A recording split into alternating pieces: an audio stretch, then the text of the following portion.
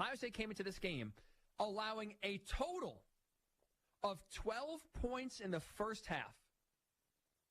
7 games, 12 points allowed combined in the first half all season long. And Penn State so far has 2 touchdowns on the board, and they have already surpassed that total with 14 points. Now, we said this. Look, I'll put it out there. I am biased. I'm a Penn State fan, Penn State alum. So I'm trying to not have my judgment clouded by my rooting interest.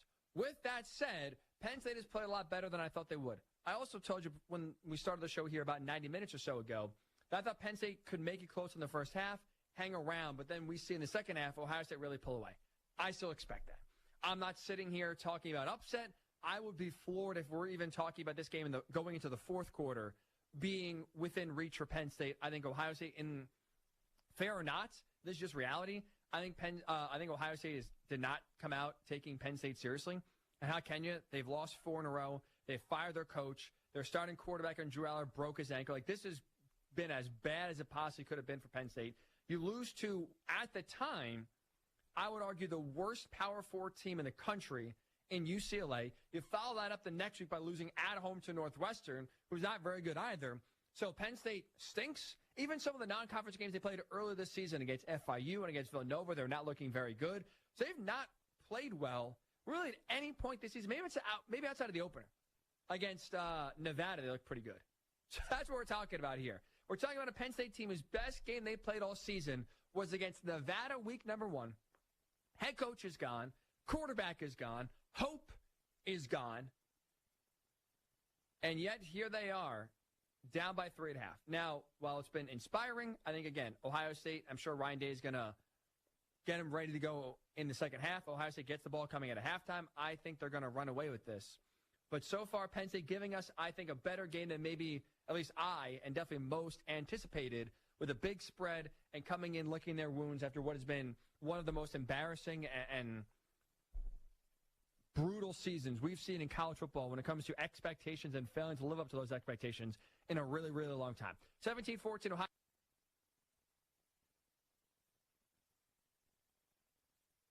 WKTY has been your home for UWL football for over 70 years. A tradition that continues today. Nice jump cut move, and he's into the end zone for the touchdown. Every Saturday, from non-conference play to late-season conference rivalries, UWL plays here. Intercepted on the play, and that's a pick 6 for the Eagles. UWL football brought to you by Firefighters Credit Union, Pratt Lumber, Ace of All Trades, Johnson Tractor, La Crosse Beer House, Johnson Ops Tree Care, Next Level Exteriors, and Elite Electric Solutions.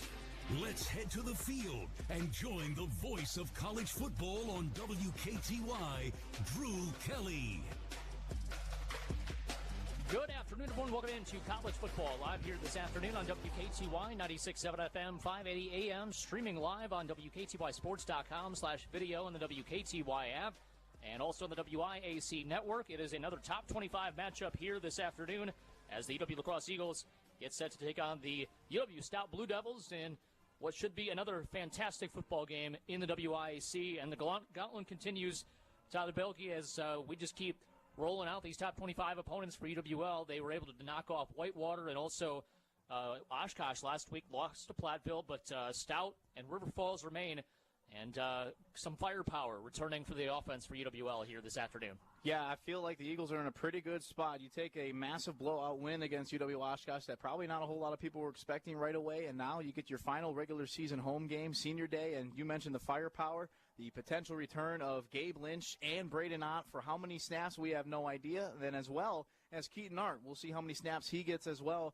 in that wide receiver group. It's going to be a really exciting matchup today against UW-Stout. Obviously, the defense is going to be having their hands full against a very explosive offense in Stouts. Adam Moen, a dual-threat quarterback, always issues as far as keeping him contained, and 10 touchdowns throwing the football, too. So UWL has to kind of do a repeat performance of what they did last week against Oshkosh. Yeah, try to shut things down and really just put pressure on Moen, because when Moen is under pressure, he struggles. I mean, 10 touchdowns you mentioned, but he also has 9 interceptions on the year and only just above a 50% completion percentage. If you can get to him quick, he doesn't make always the smartest decisions when he's running around outside of the pocket. So that's really the goal for UWL. Starts with that defensive line, getting to the quarterback quickly. It'll be a preview also of next week with Caleb Blaha with River Falls, and we'll talk more about that matchup as this afternoon continues. But right now we're going to take a quick 30-second break. We'll have our interview with head coach Matt Janis on the way next. This is College Football Live on WKTY.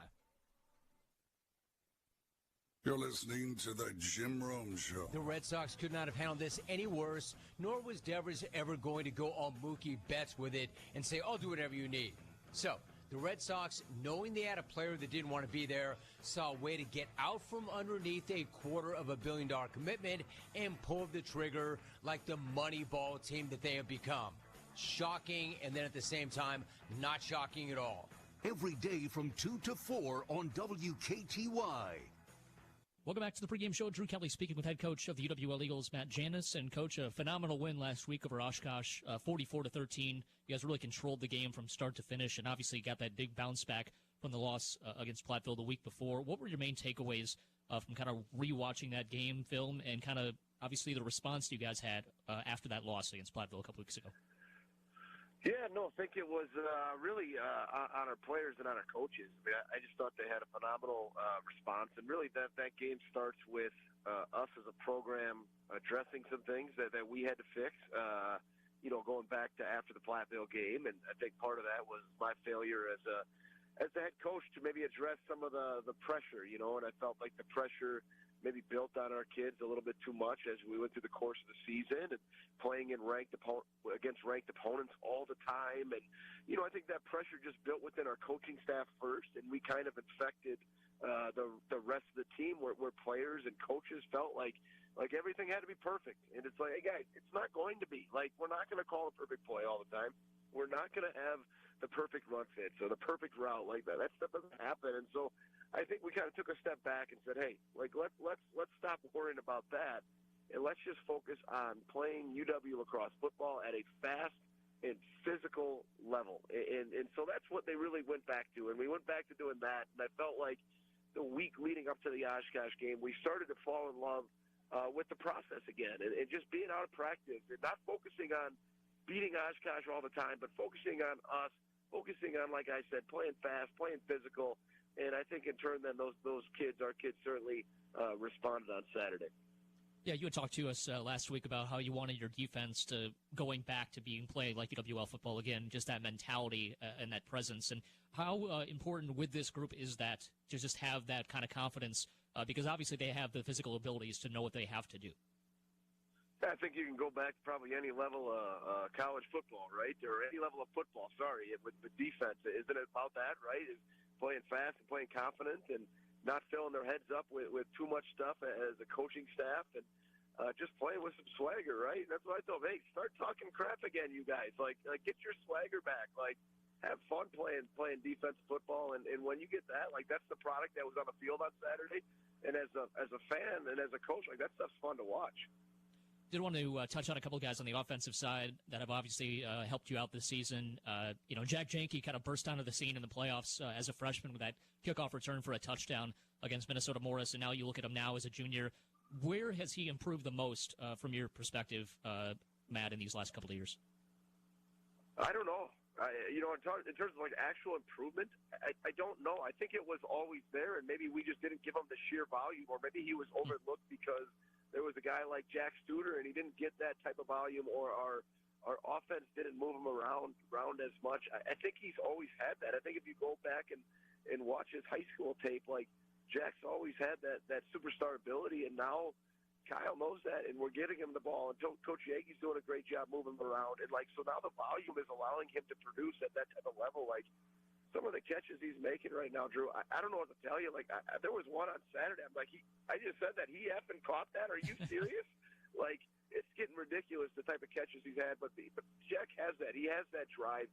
He has that determination on top of the athletic ability. Yeah, I think I said the same thing without, obviously the F-bomb, but that was a similar message that I had as well on the call. But I guess, what does that do? You're a defensive coach. What does it do for a guy that you can't really put him in a bubble? He can run the deep routes. He can also, obviously, you guys are really instrumental with him in the flat last week. What kind of headaches does that cause the defensive coordinator?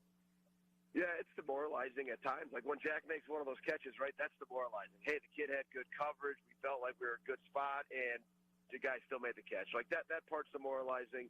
And then now it's getting to the point now where, like, if I were to call against our offense, right, like, you got to start figuring out a way to bracket him at all times, right? And you got to figure out, like, how do you do that? One, because he doesn't play the same position, right? That's where Coach Yagi, that's where the play caller matters. When Coach Yagi can, okay, well, he lines up at X on this formation or this personnel grouping, but in this one, he's playing the slot receiver. And so now, if you're going to bracket, how do you? Like, you got to have a really, really good system in order to do all that stuff. So I think the play caller with Coach Yagi is helping that and making it more frustrating for opposing defenses.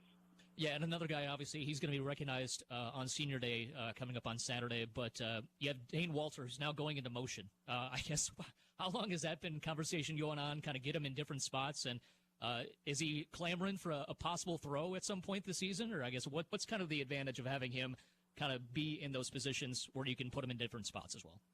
Well, Dane will tell me he just told me that today. He finally got me in the right position, and I just had to shake my head at that one. But no, I think that's something that Coach Yagi does, and that's part of the reason why we wanted him back so badly is his ability to utilize personnel, to get creative with personnel. This is you get in the Reds. That's the DC's nightmare now. Like, what is he going to do now, right? Like, and you can see Oshkosh wasn't ready for that. No fault of their own. There's not a lot of defenses that are ready for an offensive lineman to be in the backfield and moving around. So I think with that stuff, like, Coach Yagi just continues to get creative and continues to try to find ways to utilize your best players. And we feel that Dane is one of our best players. So you don't typically see that with an offensive lineman, but he is one of our best players as an offensive lineman, so let's figure out a way to utilize him. Yeah, and I mentioned he's obviously going to be honored on Senior Day. Him and 20 others, great, obviously, careers, and their reputations and their ability to continue to write their legacies is still growing. But what do you have to say about this group of guys as they play their last game at Roger Herring as far as a regular season contest? Yeah, I think Senior Day is always a pretty emotional day for me. I'll have a hard time holding it together when they kind of run through their tunnel and get introduced with their parents. I will, because I think that's the beauty of, people lose track of college football and like coaching and like why you do it, right? Everybody wants to talk about wins or how your team played, but I've always wanted to be a coach because I enjoyed being around the players. I enjoyed at the college level being a part of a young man's journey, because when they step onto campus at 18 years old, like, they're kids still, right? And then they grow throughout these such pivotal years in their lives where they learn, they become like this man now, and now they leave our program, and like, I get to be along for the journey, right? And I get to partake in that, and whether it's, hey, winning a conference championship or being in the playoffs, or whether it's being in Rome, Italy with those guys, or whether it's being there at a low point in their life and seeing how they handle adversity. Like, I get to, like, it's the coolest part of my job. And so, like, I know, like, when they introduce each of them and they go through that tunnel, that's why I get so emotional on it, because all that's going to run in my head is like a slideshow of all of our memories together, right? Like, I still, Drew, you could go down the list. I can tell you where I'm at. I can tell you how their recruiting visit went. So, remember on Tier Steverson's recruiting visit, I remember sitting in our press box, Tier telling me he wanted to be in the DNR, and I said, oh, crap, we don't have that here at UWL. I remember we're sitting in the press box with Dane Walter and his high school buddies on his recruiting visit. Like, you can just go on and on. Like, I still remember, like, that moment of, like, where they were when they just showed up for the recruiting visit, let alone all the memories that you make as you go throughout their career. So certainly a special day for a really, really special class in UWL history. Yeah, and going onto the field, you guys got a heck of a battle after all that emotional stuff is dead and gone, and obviously a really explosive offense in UW-Stout. A lot of their playmakers back from last year. You turn on the tape, what do you see from the Blue Devils this year? Yeah, it starts with 6 on offense, their quarterback. He's the real deal. Like, that's what it is. Like, you're going to see probably a top, 5 quarterback in Division III on Saturday. You guys, everybody's going to see that. He is elusive as all heck. He has the ability to run. He is hard to tackle. He's slippery. He has great pocket awareness. Oh, yeah, then he's also got a cannon of an arm. So you have the best of both worlds coming at you with number 6. And then he's got 2 phenomenal playmakers on the outside. And number 1 is much, much more of that kind of that deep ball, big target threat. Now, he's got some serious speed, too. Yeah. Like, can take the top off you vertically. And then they got a really small, shifty slot who's going to cause a bunch of issues. He can make 2 guys miss like that, and he's in the end zone.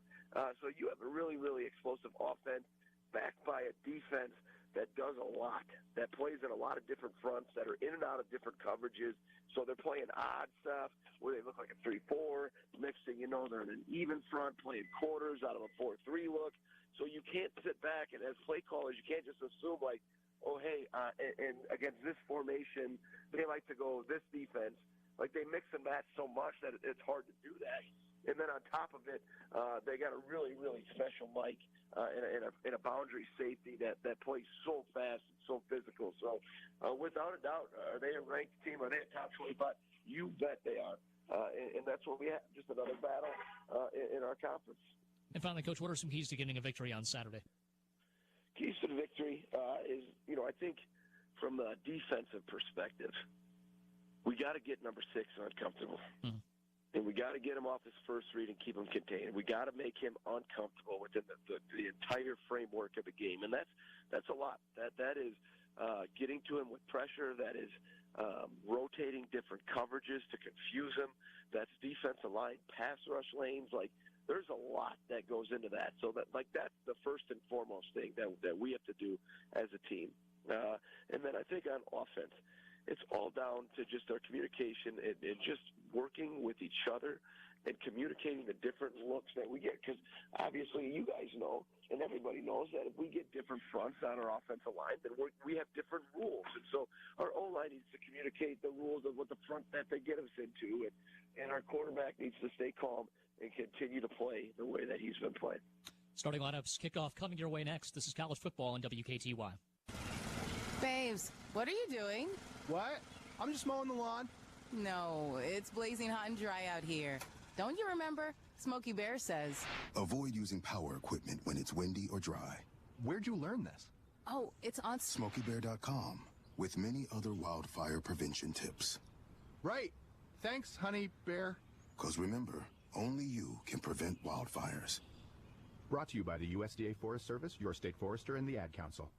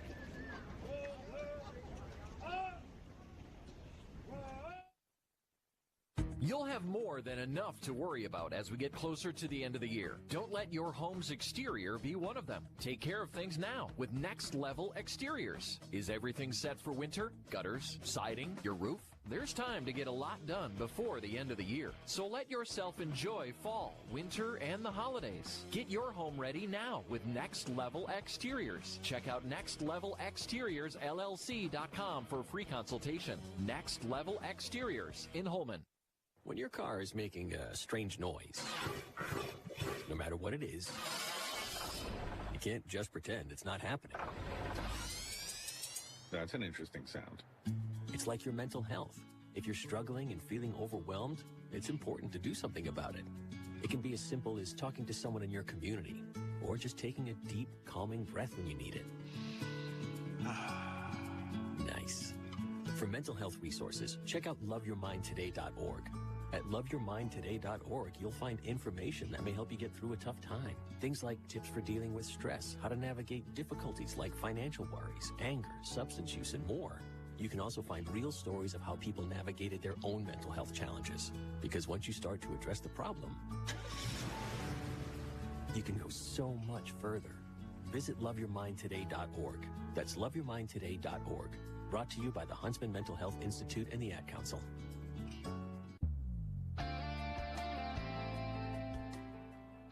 Welcome back to College Football Live here on WKTY 96.7 FM, 580 AM, streaming live, WKTYSports.com/video, the WKTY app, as well as the WIAC network.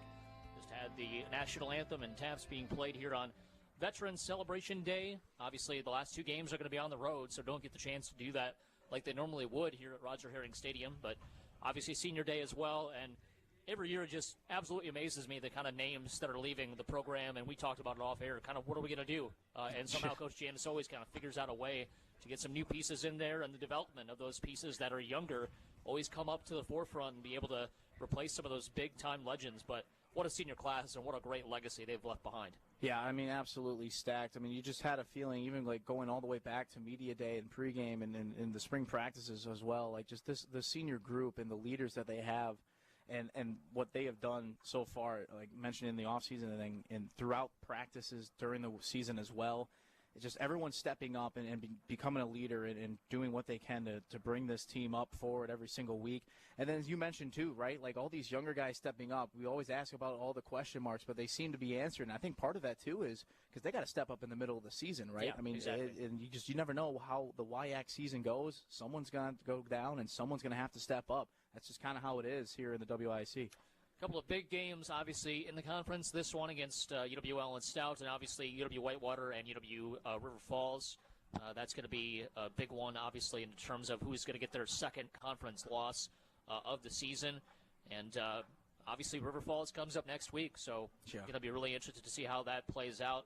Coin toss was won by UWL. They are going to defer and get their defense out there first, and that's what we saw.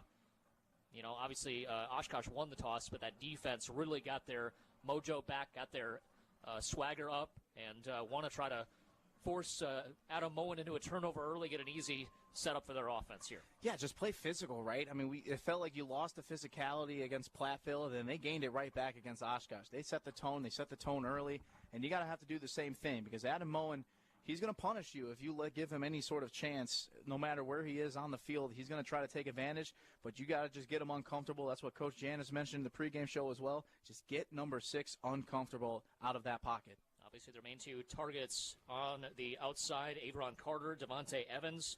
Avron Carter kind of taking over from Patrick Corcoran on that slot receiver, kind of a gadget-type guy, and Devontae Evans has been a big play target for several years now, continues, obviously, here today, leading receiver on this Blue Devil squad. Yeah, over 500 receiving yards and 6 touchdowns to go with it, and he's second in catches with 35 and just one less than Carter. Yep. That's a dual threat, but you got to love the confidence in the secondary that UWL has had. They've shown it week in and week out. Just hoping that sticks with that today.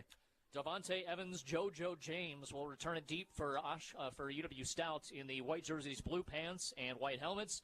UWL is in the blackout jerseys, black pants, silver helmets, and we're just about set for football as Michael Stack has it on the tee, makes sure the rest of his line mates are ready, run up at the kick, and it's Senior Day from Roger Herring Stadium. Here on WKTY, a fair catch is called for and made, and it'll be 1st and 10 for the Blue Devils at the 25-yard line. Coach Janis Hurley saying it shouldn't be allowing him to kind of run forward, but the refs did blow it dead immediately. He wanted a penalty for a fake fair catch, but it is 1st and 10 at the 25 for the Blue Devils, and again, we'll see what this defense can do, get some pressure on this quarterback of Adam Moen. Yeah, I love to see it, right? Coach Janis already fired up, amped up on the sideline. He's not only doing it for the entire team, but really for these seniors, right? They've worked so hard for 4 years, some of them for 5, and they're going to put it all out on the field tonight for their final regular season game at Roger Herring. A 2 receiver set out to the left side, and a pistol formation in the backfield. They send a tight end motion to the left side for blocking, Charlie Kleist, as they send a man out into the flat here. Looking for him, and now the defense is able to cover it up, and so Moen has to take off himself. He's going to find a seam in the middle of the defensive line for UWL, get about 5 yards. It's 2nd and 5 at the 30. Fantastic coverage. They sent JoJo James out to run that little bubble screen, but Trent Mullen read that like a buck, and he was ready to have a pick six to start this ball game. But good decision from Adam Moen, have the senior leadership that he has, and to just take off with it. 2nd and 5 at the 30. Going to be 2 receiver, make a 3 receiver set out to the left side, 1 to the right. Alone in the gun is Adam Moen. He'll take the snap. Going to spin out to the left side. Christian Powell on his horse, and he sacks the quarterback back at the 26-yard line. Christian Powell on senior day gets home. It's 3rd down and 9. Christian Powell, man, it feels like every single week we talk about how he's just so close, right, to finally getting a sack. But at that time he comes up big to send him back. And right away you saw initially Moen was flushed out, had to roll out, and he was under pressure initially. That's what you love to see so far in this early game. It's going to be a tight end to the right side of the line. 3 receivers out to the right as well. 1 to the left. Again, empty in the gun is Moen at the 26. You need 35 for a new set of downs here for the Blue Devils. UW-Stout working from left to right. 13:50 to go in the opening quarter, just underway from Roger Herring Stadium. Receivers go closer to the line of scrimmage and next to each other in a bunched formation. Moen all day in the pocket going over the middle. What a strike over the middle with between 2 Eagle defenders right in front of the intended target there. Avron Carter, he makes the catch for a 1st and 10 to the 43. I mean, that was a really tight window that Moen was able to throw that to get it to his man. There was 2 Eagles right there. I mean, it was so close when they're running into each other like that. That was a very tight window and a really good throw from number 6, and that's what he's capable of doing. The Eagles got to watch out for that today. Coach Jana saying as a cannon for an arm, we saw it on display there. 2 receivers set out to the left side, 1 to the right. Kleiss goes in motion to the right side. Now the running back goes to the left of Moen in the gun. They send a tight end in motion into the backfield for blocking. Going to be a bubble screen out to the left side. Carter again. Going to be a gain of about 2 or 3 out to the 45-yard line. Good job by UWL to shut that play down quickly there, 2nd and 8. Yeah, I got a feeling Stout loves to run those style of bubble screens that you watched them in warm-ups earlier this morning. That's all they were really running with their receivers was practicing those bubble screens. But the Eagles are used to it. They've seen it many times so far this season. 12:38 and counting in the opening quarter. No score. First drive of the game for UW-Stout. They have it 2nd down and 8 at their own 45. Empty in the gun is Adam Moen with a 5-wide set. UWL showing blitz. We'll see if they come with it. They will. Going to be a bubble screen to the right side this time. Carter again. Good blocking out in front. They have the numbers on that side and take advantage of it. UWL gives up another 1st down. Stout to the 40 of the Eagles. And just using that quick passing game right now to really fluster the Eagles defense. Yeah, right, because the Eagles are trying to bring pressure early. They're trying to fluster Moen, but with these quick design passes for Moen, he's very comfortable right now. And it all comes down to the blocking with those bubble screens. You're seeing really good blocking so far from UW-Stout. Empty in the gun again. 5 receiver set. 3 out to the right side, 2 to the left. Now 2 tight ends go in motion. Also the running back Chandler Ross in the backfield as well. They go heavy with 2 receivers out to the left side. Going to be a handoff to Ross. He's going to shuffle out to the left side, trying to get a lane to open up. Nothing did so. He gets about 2 on the play, and it's 2nd down and 8. Ben Ott in there on the tackle. Yeah, Ben Ott was there, and as well as Henry Walsh just shedding his block initially. I mean, this defensive line has been fantastic all season long, especially stopped with the run game. Pretty balanced offense, right, with Stout. They like to mix things up, as you're seeing already on this opening drive. We'll see what they stick to later in the game. 11:16 to go in the first quarter. First drive of the game for the Blue Devils. 2nd down and 8 at the UWL 38. 2 receivers right side, 1 to the left. Double tight end set left of the line. Going to be Moen. Quick pass over the middle. Complete. And it's number 1 that time, Devontae Evans. First time we've called his name to the 29-yard line. Just a quick slant route. And UWL playing off coverage, unable to get him in time. Yeah, it certainly won't be the last time you call his name, that's for sure, right? And as we mentioned the top 2 targets for Moen so far this season, just a quick, simple slant pattern that the Eagles just couldn't get there on time. Again, I love the speed early from UW-Stout. They're trying to set the tone early on the road. UWL kind of a bend, but don't break defense. It's all about adjustments even throughout the drive that they're able to do. So we'll see if the Eagles can stand tall here inside the 29-yard line. 2 receivers out to the left side. They're going to send receiver JoJo James in motion out to the flat. Going to be once again a quarterback draw, and that time Christian Powell all over it. Maybe a gain of a yard on the play, but Adam Moen is swallowed up early. 2nd down and long. Yeah, I like you mentioned, the bend, don't break, right? It's how do you adjust? That's the biggest thing. So far what I've liked to see is the amount of coverage on these screens, and then they don't keep their eyes off of Moen, right? Because they know Moen is very well capable of taking off, and they've read that pretty good so far. Ball at the 28-yard line, 2nd down and 9. 2 receivers out to the left side. They send a tight end out in motion to the left as well for blocking. Moen in the gun, running back to his left. Going to be looking to the left side the whole way, then back to the right, trying to set up the screen. Nothing was there. He dumps it out to the flat. That was well covered up. Looking for Chandler Ross. Aaron Winters, back from his injury a couple of weeks ago, was all over it. It's 3rd down and 9. Now you got to get off the field. Yeah, this is the perfect opportunity to do that. But, I mean, just going back to the coverage again from UWL on these screens, they have read it really well so far. They got to be able to continue that for all 4 quarters. So 3rd and 9, going to be a 3-receiver set out to the left side, 1 to the right. And Moen looks to the sideline, possible audible here. They need the 19 for a new set of downs. 9:44 to go in the opening quarter. No score from Roger Herring Stadium on Senior Day. Moen goes back to the shotgun. Looks over the Eagle defense, claps his hands twice, takes the snap, and looks to the left whole way. Now it's going to open up in the middle. He's going to try to run for the first down. He's not going to be able to get there. He's down to the 23-yard line, about 5 or 4 yards shy of a 1st and 10. And so great coverage on the back end. Absolutely nowhere to throw. He tried to use his legs, and now the field goal unit will come on for the Blue Devils. That's a win for the Eagles early. Now they get their offense back out here. It certainly is. I love the play call. They brought 3, and they had a QB spy keeping an eye on Moen wherever he's going to go with that football. Either he was going to throw it or take off, and it worked to perfection for UWL to set him up to a field goal. Here's Jackman to kick the field goal here. It's going to be a 42-yard attempt. Make it a 40-yard attempt. Awaiting the snap. Good hold. And the kick is on the way, and it is no good. Off to the left. Missed it, and UWL gets no points defensively given up early. 8:55 to go. That took over 6 minutes of the opening quarter, and now we'll see what the offense can do. And look who's back on the field. He was for a second. Gabe Lynch looked like he was going to join the party. Owen Lytle is going to start in the backfield first. We're expecting to see number 30 in the game at some point here this afternoon. Yeah, there's blood in the water, and Gabe Lynch is certainly a shark today. He is itching to get back out there, but, I mean, everybody is available. The question is for how many snaps is the biggest thing, but I think we'll not be surprised to see number 30 get some touches. It'll be Kyle Haas in the shotgun with Owen Lytle to his left to start the game. Play action fake early. Pressure comes in the face of Kyle. He steps up into the pocket. Good blocking, protecting him. It's going to be a throw over the middle to old, reliable Jack Chenke. He's hit hard across the 35 to the 37-yard line. Make it the 38. He's a little slow getting up. You hope he's okay. Oh, yeah, he took a huge hit. He got his bell rung, and Janice furious on the sideline said, you got to throw something to protect our guys here, as Brody Mitchell will come out to replace of Janke. That is a huge loss early. I mean, we were talking about celebrating everybody coming back with Keaton Hart and Gabe Lynch and Braden Ott, but you just lose a big guy like that. Hopefully it's nothing serious with 88. It'll be a 1st and 10. It was a gain of 16 on 1st and 10. Great blocking there by the offensive line to give Kyle as much time as it took to get open for Jack. 1 receiver off to the left side, 3 to the right. Going to be a quarterback draw. Kyle lowers the head and picks up what he can, maybe 5 yards on the play to the 43-yard line. So 2nd down and 5 as we've got 8:15 to go in the first quarter. UWL trying to get a touchdown in their opening drive.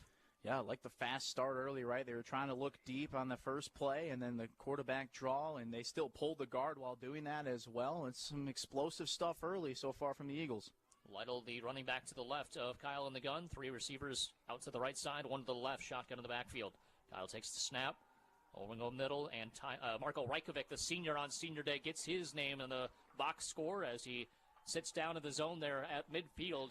Nice pass, nice catch at a 1st and 10 for UWL. Yeah, soft zone coverage, find the easy target. Big target in Marko Rajkovic, right over the middle. Easy throw for Kyle Haas to make, and an easy opportunity to move the chains there. Got an update there from River Falls. 7-0 River Falls early over UW-Whitewater in the first quarter. Going to be a 1 receiver set. Everybody else bunched up tight, 2 to the right. And it's going to be a handoff to Lytle, looking to the right side. Blocks are out there. He bounces off a defender, tries to get to the first down. He's going to be a couple of yards shy. Not going down easily is Owen Lytle.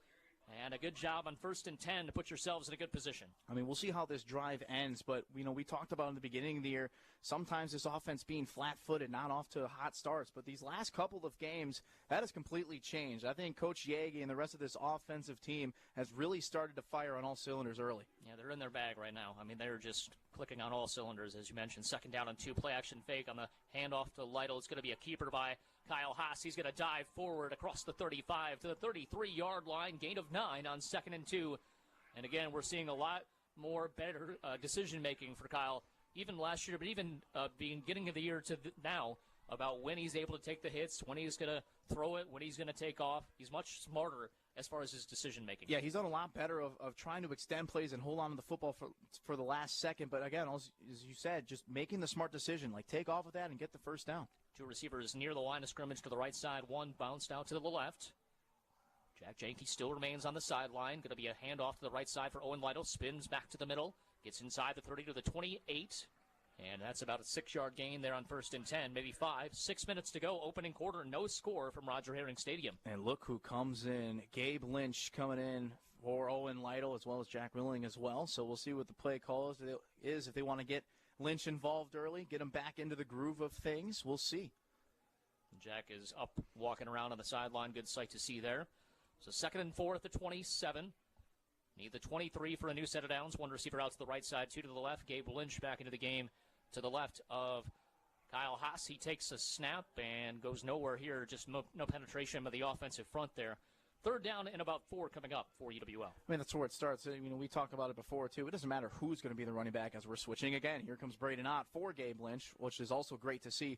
But it doesn't matter who's getting the football, right? It still always starts with this offensive line, creating the penetration in the trenches and creating those gaps for whoever is the running back at the time. That's really where it comes down to first. Really fun to see those guys back on the field, especially these last couple of games left. Jack Janke now back into the game.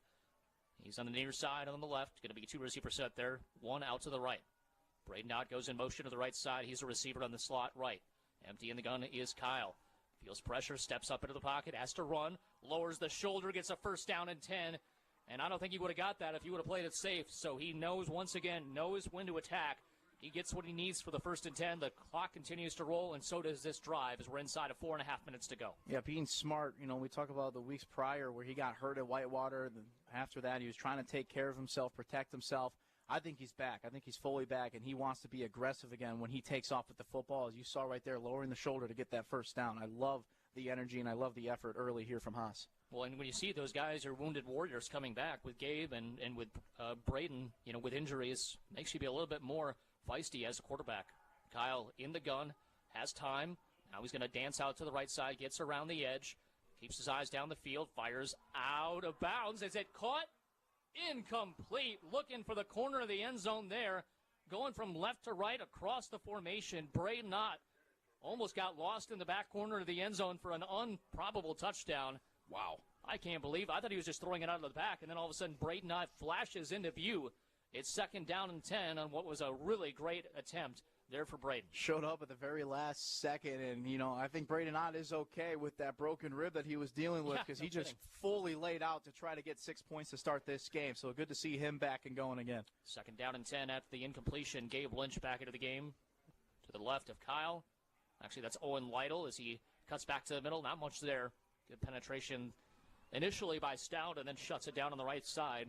So it's 3rd down and 8 coming up with 3:49 to go in the 1st quarter. Just rolling along here from Roger Herring Stadium. And we're bringing out the extra wide receivers. Brody Mitchell, Nolan Wolf, and Jack Janke is back alongside with Tyler Bowman. So I'm expecting a pass play here with no tight ends out there. As Marco Reikovic came to the sideline. One receiver out to the right side is Bowman. 3 out to the left. Running back to the left of Kyle Haas in the shotgun formation. Now they send Lytle in motion. 4 receivers out to the left. 1 to the right at the 22-yard line. Haas steps up into the pocket. He's going to run for it. He has a huge lane inside the 10, inside the 5, hangs onto the football, and it's 1st and goal, UWL. That was beautiful. It was a defensive back blitz coming on from the blind side of Kyle Haas, but he picked it up, and once he realized he was coming in hot, he just took off with it. He didn't waste any time. He saw the hole that was up the middle of the field, and a great decision there from number 2 to set him up for 1st and goal. It looked like just a quarterback keeper on a quarterback draw, but I think it was an option route. I think if the pass was there, he could have had a chance to do it. But just didn't have enough time, really. And just saw that hole open up, and now we got big fella Dane Walter, the middle of the 3 backs in there. Owen Lytle also, as well as Jack Janke. And they're going to hand it off to Dane Walter. He's going to try to plow his way, trying to drag a defender on his back. Still gains no yards. Now you got to throw it to him. Get the big fella out in space, like Coach Janis said in the interview. I mean, what can't Dane Walter do? We're finding out new things every single week, it seems like. That's a first for me, having him completely in the middle of backfield? In between a running back and a wide receiver. I was thinking it was just going to be him for a blocking, but I think you should set him up in an I formation and give it a little fullback dive. That would be probably his bread and butter. He's back to his normal spot at left tackle at this point. One receiver out to the right side. Marko Rajkovic comes in motion to the right as well from the left side. And a keeper going that way to the right side. Kyle Haas trying to turn the corner. He's not going to be able to. A great defensive play that time by number 21, the linebacker, shutting it down. Dawson Goodman, especially the strong safety, gets the stop. It's going to be 3rd down and goal at about the 7-yard line. Yeah, that's a really good tackle from number 21 there. I mean, it was just one-on-one battle. Who was going to win it? And he came out on top. Kyle Haas couldn't shake him off. And just, I guess the most important thing for Kyle was just to go down with it, play it safe, and hang on to the football because you set yourself up for points no matter what here. You got it with about 6:55, I believe, to start the drive, and now they've taken it over 5 minutes. So just 2 drives, 1 for Stout. This is the first drive for UWL in this first quarter. 2 receivers out to the left side, double tight end set go to the right, including Dane Walter and Marko Rajkovic. Kyle in the shotgun with Owen Lytle. Fakes the handoff to him, going over the middle. Jack Jenke somehow got behind the defense, catches it in the end zone for the touchdown. UWL, it's 6-0 Eagles. I mean, great start to this one as well, just like it was in Oshkosh. Simple RPO option there for Kyle Haas. Delayed the handoff, and he bought time for Jack Jenke to get open in the back of the end zone. Did just that, and it was a tight window, but doesn't matter when it's 88. I was going to say, there was not much to get that in there, and he was able to fire a dart between the white jerseys and get it to his main man, and number 88, and Michael Stack is still perfect on extra points in his career. 7-0 Eagles, 1:06 to go first quarter. We are back in 60 seconds. This is College Football Live on WKTY. Getting the boat put away for the season. Hi, I'm Kevin Millard, host of WKTY Outdoors. As the days grow shorter and the weather turns colder, time to put the boat away for the season. I was speaking to Tackle Terry Tuma about this the other day. Here are a few suggestions that we talked about that you should keep in mind. You don't have to take the batteries out of the boat, just disconnect them, although you may need to charge them every few months to make sure they're good for next year. Now's also a good time to get any repairs done to the motor or prop. It's pretty busy in the spring, so get the work done now. That goes for the trailer, too. Make sure the tires are good, wheel bearings are in shape, the wiring harness or any connectors are also in working order. If you store your boat inside for the winter, you won't need to take the electronics off. If you store the boat outside, then you probably should. For more outdoor tips, listen to WKTY Outdoors, Saturdays at 8 on WKTY 96.7 FM, 580 AM, or on the podcast found at WKTYSports.com. Welcome back to Roger Herring Stadium. Drew Kelly, Tyler Belke with you. Once again, another fair catch by the same individual at the basically same place. At the 23-yard line, they'll set it out to the 25. The Eagle defense will try to shut it down a little bit quicker. That time, UW-Stout was able to use that quick screen game to their advantage, where UWL was able to shut it down with some good pass rush. So we'll see what kind of adjustments this defensive staff is able to make. Yeah, but going back to what we said, it was the bend, don't break mentality, right? And they did just that, stepped up to the plate and a missed field goal, and then they take advantage of that complimentary football, right? The offense says, hey, thank you very much. You put up a 0. We'll return the favor, putting up a touchdown. Over 5 minutes, 78 yards. Touchdown drive for UWL offense. Going to be a 1 receiver set out to the left side. Now they send that man closer to the line of scrimmage. 2 receivers out to the right side. Pistol in the backfield here. Adam Moen turns, hands it off, and up the middle, the run goes to the 30-yard line. So it starts the exact same way the first drive did, is from the fair catch onto the 5-yard gain up the middle. Once again, Chandler Ross is going to get the carry there. Haven't seen much of Chase Hughes, their starting running back, but he is in the backfield now. Kind of smaller back, probably used more for passing and receiving than those runs up the middle. Yeah, I wouldn't use him up the middle against his defensive line. Looking at the size of him versus the size of this Eagle defense, Moen, the quarterback of the pistol, 2 receivers bunched up to the right side, 1 to the left. All the time in the world in the pocket here as they throw it out to the flat. Hughes is able to catch it here and gets through a arm tackle, and we might have a penalty flag potentially on Stout. It was a catch out to the 42-yard line after the run, but a penalty flag came in from the secondary, and we might be pushing this one back. I got a good feeling.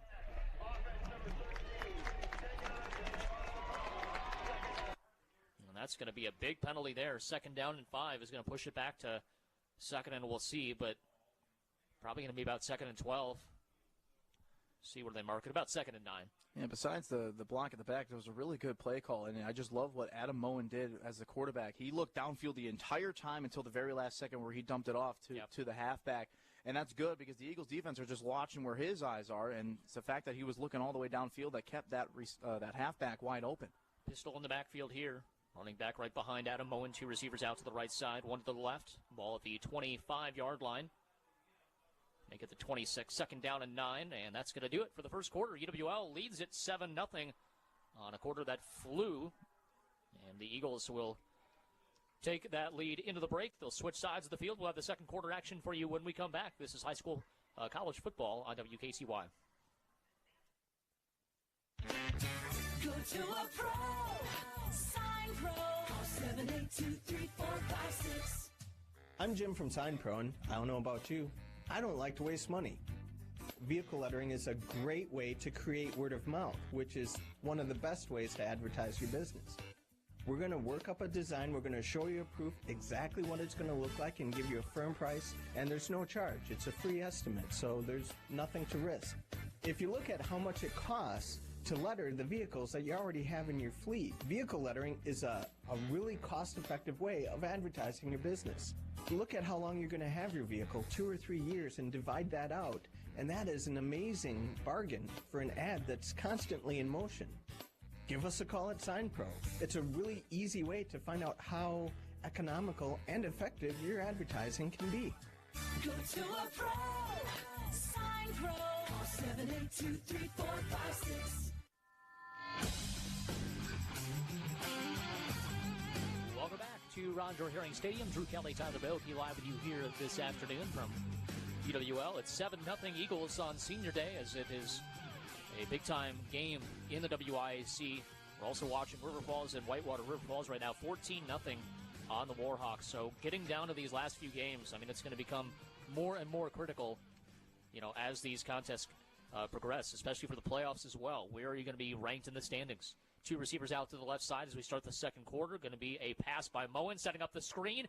Almost intercepted by Bodie Schonhofer on the tip. It was caught there by the running back, Chandler Ross, and that's going to be a gain of about 7 or 8. It's going to bring up 3rd down and 2. What a lucky play there for the Blue Devils. Man, you talk about a bailout. As you take a look at the replay, you just got the hand tipped up. I mean, always you're trying to make an interception, but sometimes you're trying to just do everything you can as a defensive lineman to just bat it straight down and play it safe, because then sometimes plays like that happen.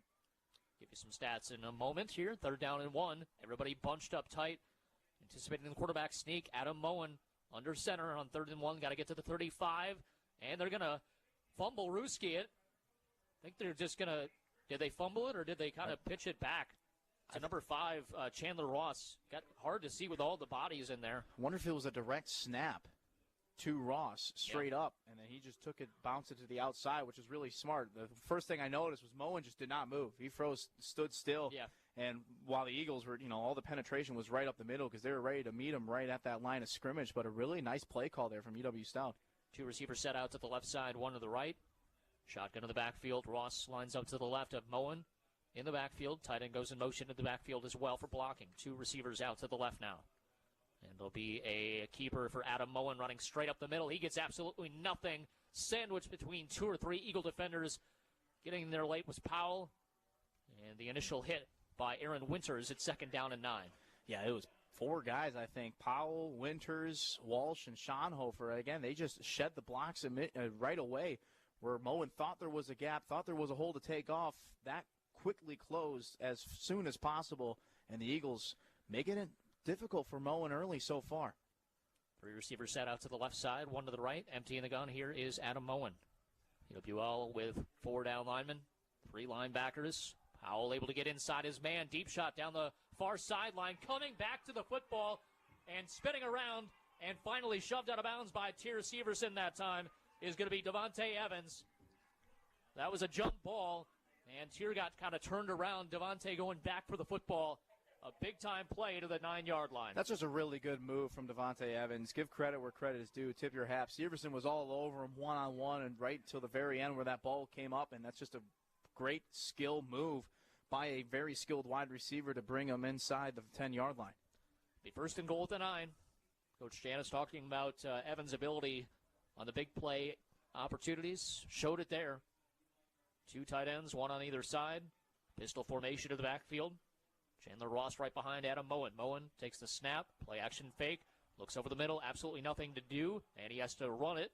Gets what he can to the 5-yard line. Great coverage on the back end by UWL, shutting that play down passing-wise and limiting the run for a gain of 4. Yeah, I mean, they were expecting the play action, it almost felt like, too, and good decision from Adam Moen to just take off with it. That's really much all that the Eagles were going to give him, only for a short gain there to set him up to the 5. And here we go again, right? There's another situation where it's a bend, don't break for the Eagles defense, which is fine. You can live with that right now. Second down and goal at the 5-yard line. Pistol in the backfield, double tight end set on the left side. Carter is the man on the near side as the receiver. Ross right behind Adam Moen. He'll take the snap.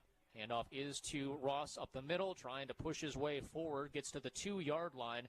Brings up third down and goal as we are with 11:40 left in the first half. It's 7-0, UWL with the lead. Be curious to see what the formation that the Blue Devils come out of, because they were at a 3rd and short, had that tush-push kind of formation lined up. Did they go for something similar like that because it worked the first time? And would they change it up, or this time Moen keeps it himself? Doesn't look like to be the case this time. Yep, standard offense. Pistol in the backfield. Carter, the receiver, out to the right side. 3 tight ends lined up to the left here. Now they have 1 in motion, so 2 on either side.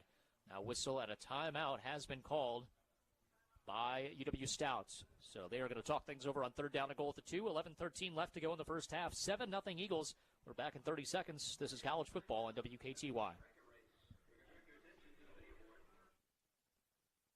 You'll have more than enough to worry about as we get closer to the end of the year. Don't let your home's exterior be one of them. Take care of things now with Next Level Exteriors. Is everything set for winter? Gutters, siding, your roof? There's time to get a lot done before the end of the year. So let yourself enjoy fall, winter, and the holidays. Get your home ready now with Next Level Exteriors. Check out nextlevelexteriorsllc.com for a free consultation. Next Level Exteriors in Holman.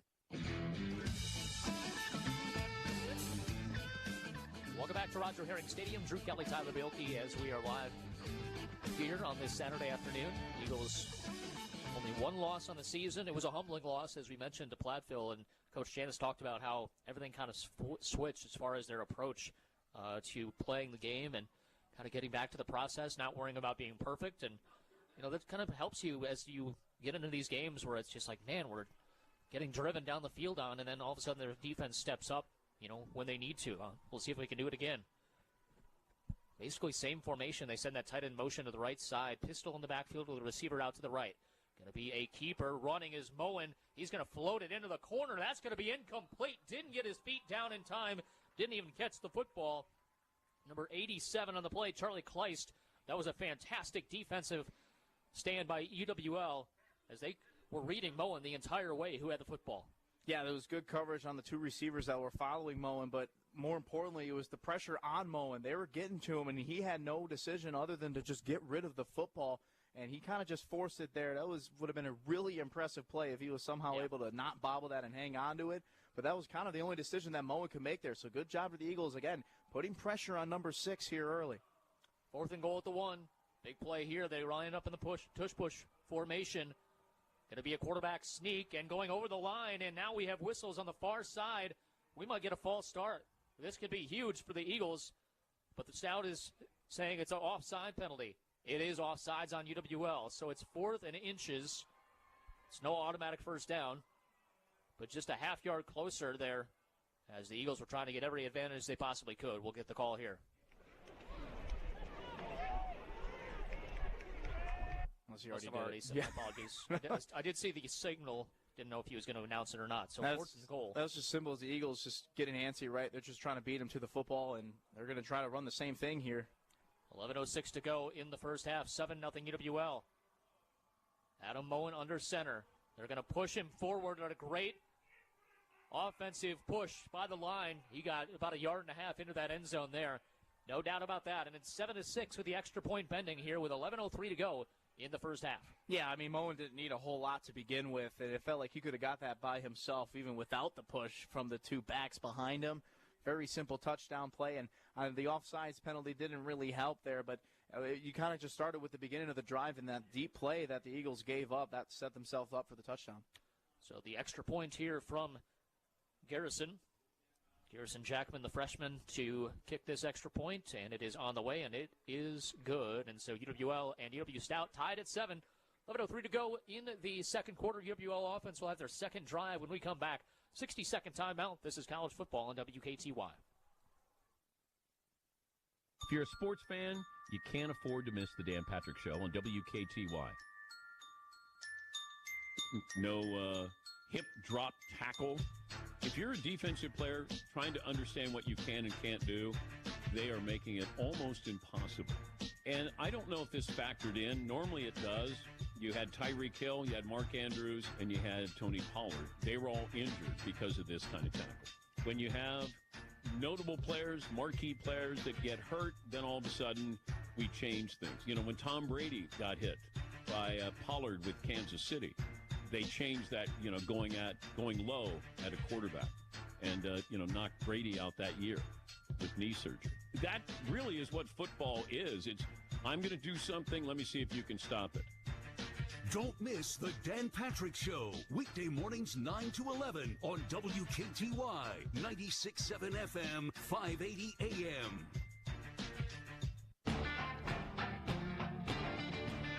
Welcome back to Roger Herring Stadium. Drew Kelly, Tyler Belke live with you here this afternoon on WKTY and the WIAC network. 7-7. It's a tie ball game with 11:03 to go here in the first half. UWL to get the football back to begin this next series. We'll go from left to right. It'll be a return from the 8-yard line. Out across the 15, out across the 20. What a big explosion through the 30 and getting to the 33-yard line. Good return there for UWL. And that is number 7, Jack Rilling. We haven't seen many kick returns at all for the Eagles, and Jack Rilling hasn't been out there very much either, but he shows his athleticism and explosiveness there. Good field position for the Eagles, 1st and 10 at the 34. Yeah, switching things up, we're kind of used to Tyler Bowman just kind of calling the fair catch just because Bowman can hang on to the football, right? But why not use Jack Rilling? He's good with his speed and his elusiveness with the wide receiver position. Why not throw him back there for kick returns? Going to be a 2-receiver set out to the right side, one to the left, shotgun in the backfield with a running back to the right of Kyle Haas. Going over the middle and getting sandwiched in midair is Marco Rajkovic, but he hangs onto the football for a gain of 6. 2nd down and 4, kind of similar to the last completion to him, just kind of sitting down in that soft zone for a decent gain. Yeah, that's impressive that Markovic was able to hang on to that, too. Getting sandwiched, and then that third Blue Devil, I couldn't get the number right away. That just flew right over all 3 of those bodies. They're coming in hot. 2nd and 4 at the 40-yard line. One back to the left of Kyle, 2 receivers right side, 1 to the left. And here is the handoff. Good patient running by Owen Lytle. He takes a huge hit. That's a gain of 2 or 3, going to be about 2 yards shy of a 1st down and 10. Didn't get the number there. I think that was number 98 for the Blue Devils who got the hit. Jacob Deitel. Yeah, what a stick by him. Going through the line. Got a really good shot on Owen Lytle in the chest. Yeah, they sent a message, that's for sure. I mean, Stout came here to play. There's no denying that. 3rd down and 2. Janke, the lone receiver on the right side. 2 tight ends on the left side of the backfield. And they did not block that at all. Getting it to Owen Lytle, and he had 3 backers in his backfield to knock him down. And number 95 getting the tackle. And that's Walker Byral, the junior. And so a quick 3 and out by the UWL offense. Not the greatest series by the O-line for UWL there. No, it wasn't, and just because of that, you kind of wonder why don't you, try to spread out the field a little bit more and let these receivers kind of run. Jack Jenkins was the only lone receiver on that right side, so it felt like a run commit. Stout was ready to commit to that run, and they showed you right there. Showing pressure. They're going to mostly come with it with a block. Able to get it away, but then roughing the punter. Tranel took a huge hit, and now the ball is loose in the end zone, fumbled into the end zone. Ball still loose. UWL says they've recovered it, and they have a fumble recovery in the end zone and a touchdown for the special teams. UWL gets the job done any way they possibly can, whether it be offense, defense, or special teams, with Sal Ballesteri, the sophomore from Aquan, and it should be 13-7 UWL. They brought all the pressure, and we saw this last week with Oshkosh. No one could really return a punt or a kick return at all. They couldn't hang on to the football, and you saw it here with UW-Stout and Ballesteri, Johnny on the spot, getting on that football, fighting for the football. in the maroon end zone. Kind of just reminded me of Whitewater all over again. Different scenario, but man, how does that not fire you up? Ethan Tranel was going to get an automatic first down for his efforts. They roughed him, and never mind. It's going to be a touchdown anyway. Don't need the offense to go back on the field. The special teams does the job there as Avron Carter fumbled the football on the punt return. Michael Stack to do the honors with the extra point, and it is good. UWL in unconventional fashion gets a 7-point lead. It's 14-7 Eagles, 9:06 to go in the first half. We're back in 60. This is college football on WKTY. Talking about guns with others might not always feel comfortable, but it could save a life. Here's a way to start a conversation. Your family is going over to your neighbor's home for dinner for the first time. How would you ask if there are any unlocked guns in the home? Hey, we're so excited for tonight. Before we come over, may I ask a few questions? Yeah, of course. Do you have any pets? Yes, we have a dog. Great. Do you have a pool outside? Nope, just a big old backyard. Nice. Another question. Are there any unlocked guns in the home? Our guns are stored securely, locked in a safe that the kids can't access. Awesome. Yeah. Now, let's just talk about what we can bring for dessert. Learn how to have the conversation at agreetoagree.org. A public service announcement brought to you by the Ad Council. Welcome back to Roger Herring Stadium after the fumble recovery for a touchdown in the end zone by Sal Ballesteri. It's another kickoff, and returning at this time from the 3-yard line, getting an 18 and getting crushed that time. What a hit by number 17, Sal Ballesteri. He's all over the place. He just got a touchdown, and now he gets a big-time stick on the attempted return by JoJo James. Sets him up inside the 20 at the 19-yard line for Stout. Yeah, that freshman, hey, welcome to college football, right? Ballesteri's welcoming him big time there with a massive hit. Well, I mean, you talk about just the energy shifting on just 2 plays just like that, right? I mean, Stout did their job, held them to a 3-and-out, but the Eagles said, yeah, we'll give you the football back. We're still going to take 7 points first. Coach Janice always talked about the big-time momentum play, and haven't seen that for a couple of weeks, but that might be really it for the Eagles to really take control of this contest. Going to be a handoff up the middle, nothing doing, shutting it down right at the line of scrimmage on a handoff there once again to Chandler Ross. And number 50 for UWL in there on the hit, Brady Lanier, along with other defenders for the Eagles. 2nd down and 10.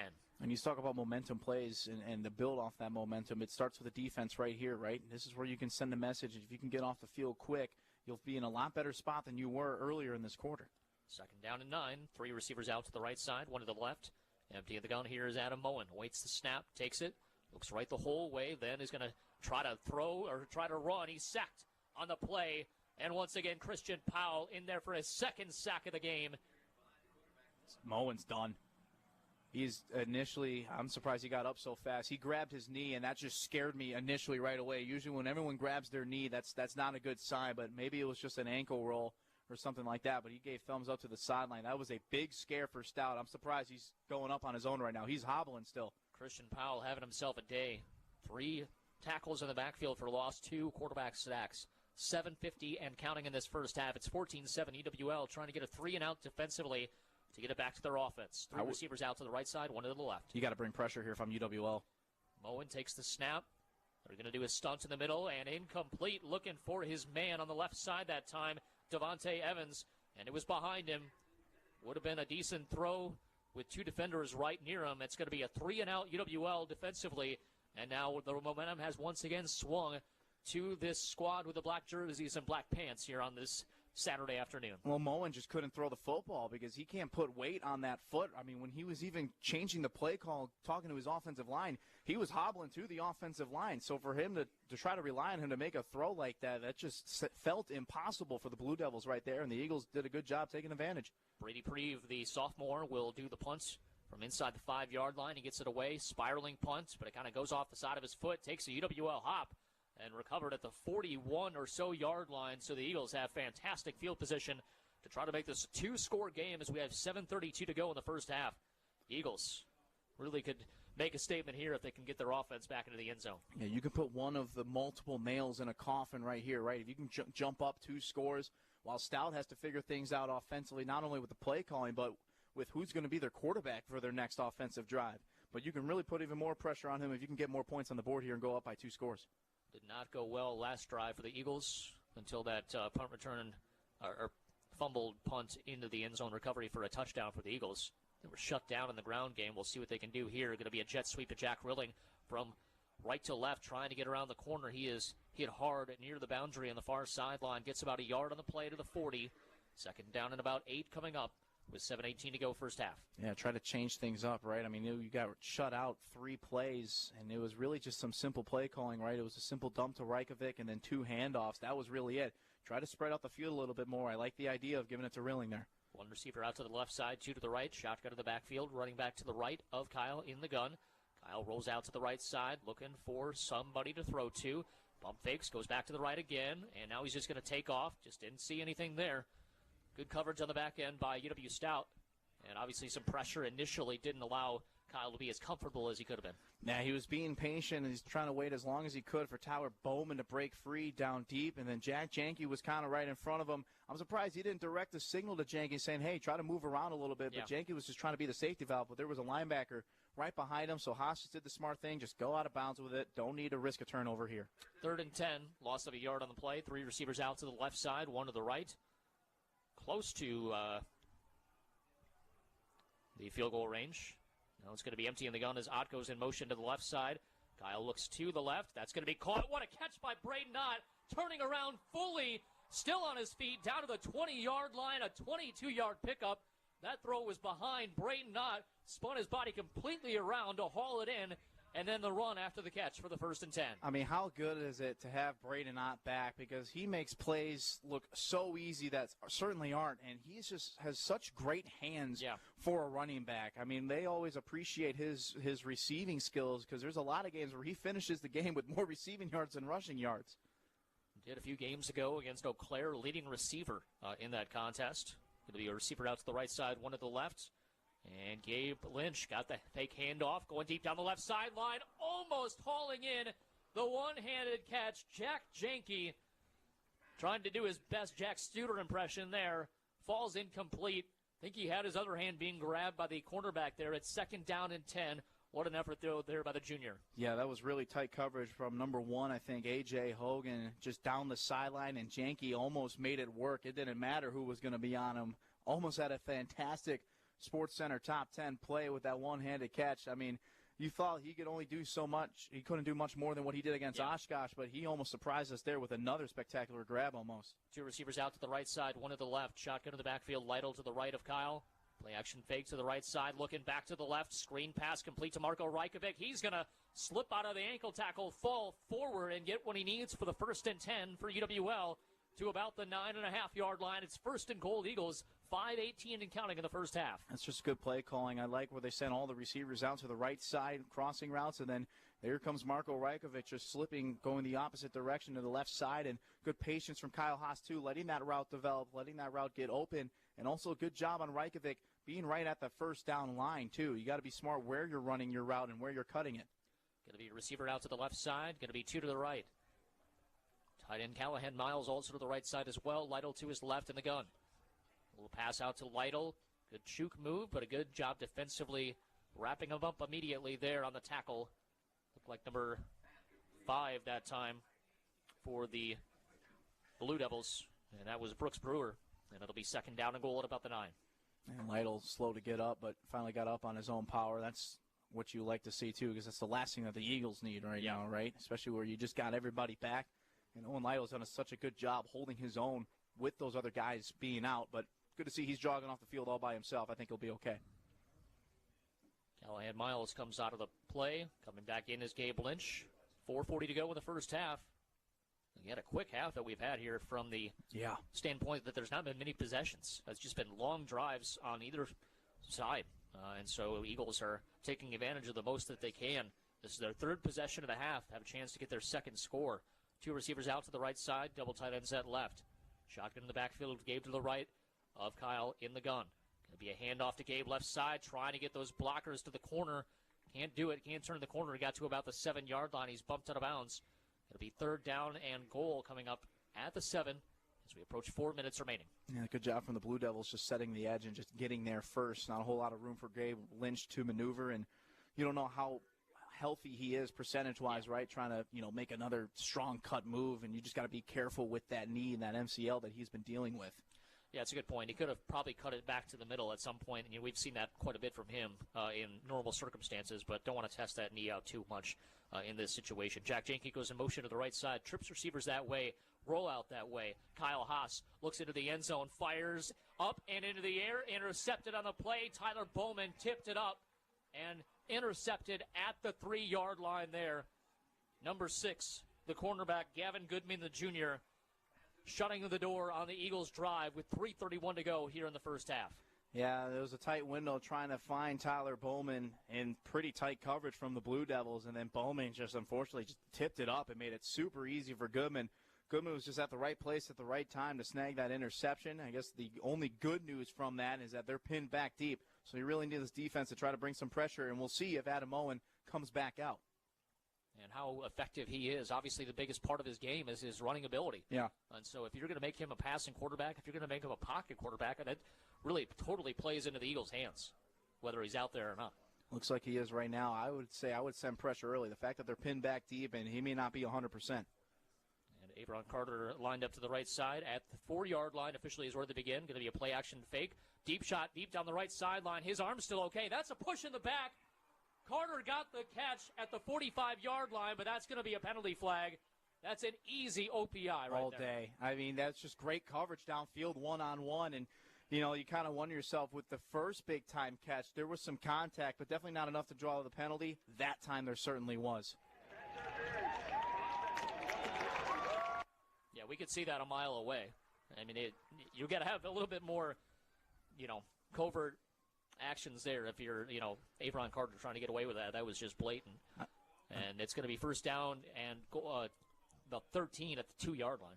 Yeah, I think it took a second for the ref to just grab the flag. I think that's what took longer. I thought that was going to be thrown a little bit earlier, but maybe he was just missing it, trying to reach for it. But, yeah, I mean, that's as easy as it gets calling an OPI. Sometimes you don't see that a whole lot, but that was blatantly obvious against Trent Mullen one-on-one. Those guys were in Waukesha with us last night. It takes them a while to get going. They had a late night. They had a late night, late morning, or early morning, whatever the case did. But pistol in the backfield, play action fake, pressure from around the edge, deep shot again to Carter. 2 defenders in there. This time it's intercepted by UWL. Trent Mullen with the pick. And it'll be 1st and 10 Eagles at the 42-yard line. A huge play by this secondary of the Eagles. Yeah, message sent. Trent Mullen says, hey, throw my way again and see what happens when you don't do offensive pass interference. I'm going to make you pay for it. And he did just that. Go get in that football all by himself, as you saw it on the replay there. That was just fantastic coverage from number 20 and 21 both times there. Yep. I'm surprised Stout went for the same thing. They said, hey, let's try it again. Very interesting choice, and the Eagles back in business here offensively. See if they can finish off this drive. It's 2:56 remaining in the first half. 14-7 UWL once again in Stout territory. 2 receivers out to the right side, 1 to the left. That's Jenke on the far side. Running back to the right of Kyle. He sends Jenke in motion to the right side. Now trips receivers that way. Kyle takes the snap. Going to be a play-action fake. Bubble screen to Jack Jenke. Jenke is going to get upended near the line of scrimmage. Might have lost a half yard on the play. Going to bring up 2nd down and 11, and a Stout player is slow to get up on the tackle there. Looks like Dawson Goodman. Yep. Called his name a couple times earlier. That could be a big loss for Stout as well, and he looks like in some serious pain. Let's take a quick break. We'll be taking a break as they tend to the injured player. Be back after this. 2:47 left to go in the first half. This is college football on WKTY. When is dinner at La Crosse Beer House not dinner? When you just need an app and a beer. Not just any apps, though, and not just any beer. We're talking the famous Hofbrau beer as well as other German beer options on tap. We're talking monster apps. Apps like a 24-ounce giant pretzel with homemade German mustard. Or how about quarter-inch thick strips of bacon glazed with honey? These are apps and beer that'll make you forget all about dinner. Enjoy friends and good beer year-round at La Crosse Beer House. Ein Prosit der Gemütlichkeit. Listen to WKTY live anytime, anywhere on the WKTY app. Your favorite shows like Over the Line, Dan Patrick, Bill Michaels, Jim Rome, and the Wisco Sports Show with Grant Bills. Download the app today and click Win Stuff to participate in contests and giveaways. Watch and listen to live local sports on WKTY and stay up to date with all your favorite local teams. The free WKTY app. Download it today. Welcome back to Roger Herring Stadium. Drew Kelly, Tom DeBelke live with you here this afternoon. 14-7 Eagles, 2:47 left to go. They tried that bubble screen to Jack Janke, tried to get him into space, but just didn't have the numbers game. That 3 cornerbacks for Stout in there to take on 2 blockers, and Goodman was able to get the tackle, and unfortunately for him, though, comes out with an injury. Doesn't put much weight on that right leg, it looks like, and he's got a couple of teammates helping him off the field. Yeah, he was frozen to the ground once he made that tackle, and he was immediately grabbing his knee. That is not a good sign, and hopefully it's not too serious. 2nd down and 11 after the incompletion, or after the wide receiver screen. 1 receiver out to the right side and 2 to the left. Shotgun in the backfield, designed roll out to the left side. Haas turns his shoulders, off target there on the attempt, looking for Jack Janke, who was open, and just not the greatest throw there for Kyle.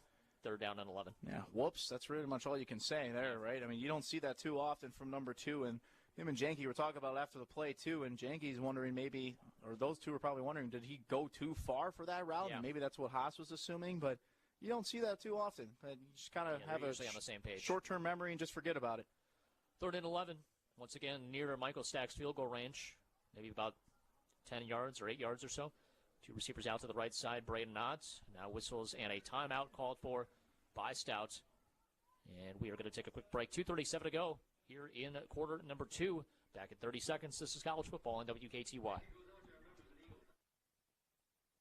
When Midwest winters hit hard, your roof takes the beating. Snow, ice, freezing temps, and pounding hail. Your shingles need to do it all. That's why Ace of All Trades installs EuroShield shingles. Made from recycled rubber, EuroShield shingles are tougher and built to handle the harshest storms. They won't crack, warp, or break in the cold. And they carry an unbeatable hail warranty. Protect your home this winter with EuroShield. Call AOAT, the GOAT of Roofing and Siding, for your free estimate today. Welcome back to college football. Drew Kelly and Tom DeBelke live with you here this afternoon. Appreciate everybody tuning in on WKTY, also the WIAC Network, as this will be our last video broadcast on WIAC Network, so appreciate the conference. And obviously the Eagles will be on the road the next couple of weeks against River Falls and then Stevens Point to close out the season. And then it's playoffs. We got to figure out if we're going to be at home, first round bye, all those questions to be answered in the next few weeks here. So obviously stay tuned to WKTY. Could be Braden Knott going in motion to the right side, 5 receiver set, 2 to the right, 3 to the left. Emptying the gun is Kyle Haas on 3rd and 11 at the 43 of Stout. Pressure comes off the side, going to Bowman. There was contact, and that's a flag. That's a pass interference. He ran in to number 5 there, Brooks Brewer. And he just did not give him a chance to get through there. 4th down and 11 if the incompletion stands, but we're thinking PI there. Yeah, I think that's pass interference. That's why it was thrown. I think the argument's going to be made that he just blocked Bowman in his way. It wasn't Drew. It wasn't a contact pass interference. It was more of like he kind of just blocked him off of his route that he was going for the football. That's the argument that the referees were making. Stout was probably arguing that's just not a catchable football. Right. Which it might not have been catchable because he blocked him off the route. So it's kind of a, goes both ways. Apples and oranges, or, which came first, the chicken or the egg type of situation there. So a receiver on the right side, 2 to the left, 2:33 to go as the first down gives the Eagles good field position at the 29-yard line. Running back to the left, I believe that's Otts. Hand off to him, and once again, the offensive line just kind of got eaten up there. Last couple of games, it's been tough sledding as far as the running game has been concerned, and I know that's something that Coach Janos will want to fix in these last couple of games here before the playoffs. Got to get that running game going, especially as the weather's going to get colder here. Yeah, you got to have that balance, right, to be able to do both. Because, as great as Kyle Haas has been, he's not going to be able to throw 400 yards and 4 touchdowns every single week. They're going to go quickly, at least look for it. And 2:05 to go, maybe just trying to get you free 5 yards, and they are going to take it to the 2-minute timeout. 14-7, UWL with the lead. They've got the football at their own 33 with a 2nd and 14 when we come back. 60-second break. We are back after this. This is college football on WKTY. My name is Amy English, and I am a consumer loan officer at Firefighters Credit Union. I've formed a lot of relationships over the years based on trust, and when I see the look on a member's face when I say, yes, this loan is good, you're good to go, it makes me happy. Like everything we do, it's not about the car, it's about you. To me, being the team you can trust is honesty. Membership eligibility required. Deposits federally insured by NCAA. Equal housing lender. Everybody's welcome. Firefighters Credit Union. Midwest Family Entertainment. At Midwest Family Entertainment, we don't just do weddings. That's right. We also play games like Blingo. It's bingo with all your favorite songs. Think you know your tunes? Match songs to your card as we play music from every decade and genre. It's bingo, but way more fun. It's perfect for birthday parties, big family picnics, or even company events. Check out MidwestFamilyEntertainment.com to book us now. It's definitely not your grandma's bingo, unless your grandma's really cool. MidwestFamilyEntertainment.com.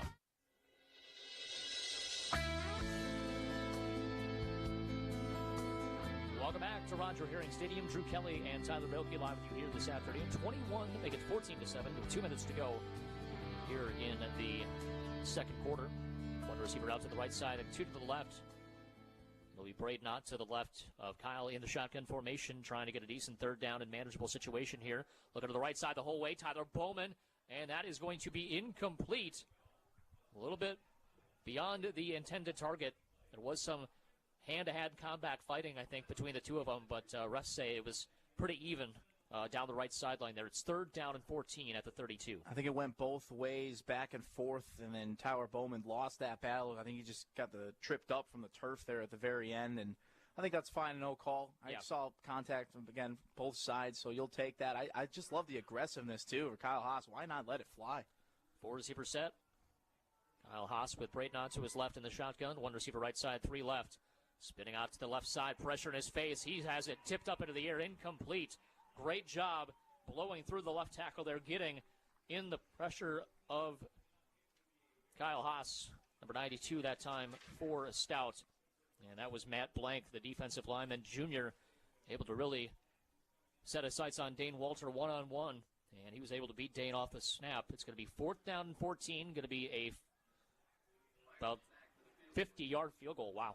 Yeah, why not give it a shot, right? I'm surprised they kind of draw up a passing play. I thought they were going to run it, maybe burn some clock, force Stout to call a timeout and make it easier for Stack. But let's see what 42's got here. 50-yard field goal. Not much wind to speak of. Awaiting the snap. This is probably right on edge as snap, hold, kick on the way. Kick is off to the right. Had the distance, probably a yard or 2 more, but he missed it off to the right, and so no good there for Michael Stack. Only his 2nd missed field goal of the season. And so it stays 14-7, 1:45 to go. This is a big, critical juncture in this game as if you can stop them here, obviously keep the lead as you get the football back to begin the second half. That would help wonders to be able to get the victory at the end of the day. Yeah, it would help tremendously, right? I was expecting, again, as I mentioned earlier, maybe to have a little bit less time off the clock for Stout, but they only have 1 timeout to use. So keep that in mind and tip your cap to Michael Stack. Very good effort there from that far out. Yep. For sure. 2 receivers out to the right side, 1 to the left, pistol in the backfield. Moen with the running back right behind him. They send tight end motion to the right side here from the left. Moen awaits the snap, takes it.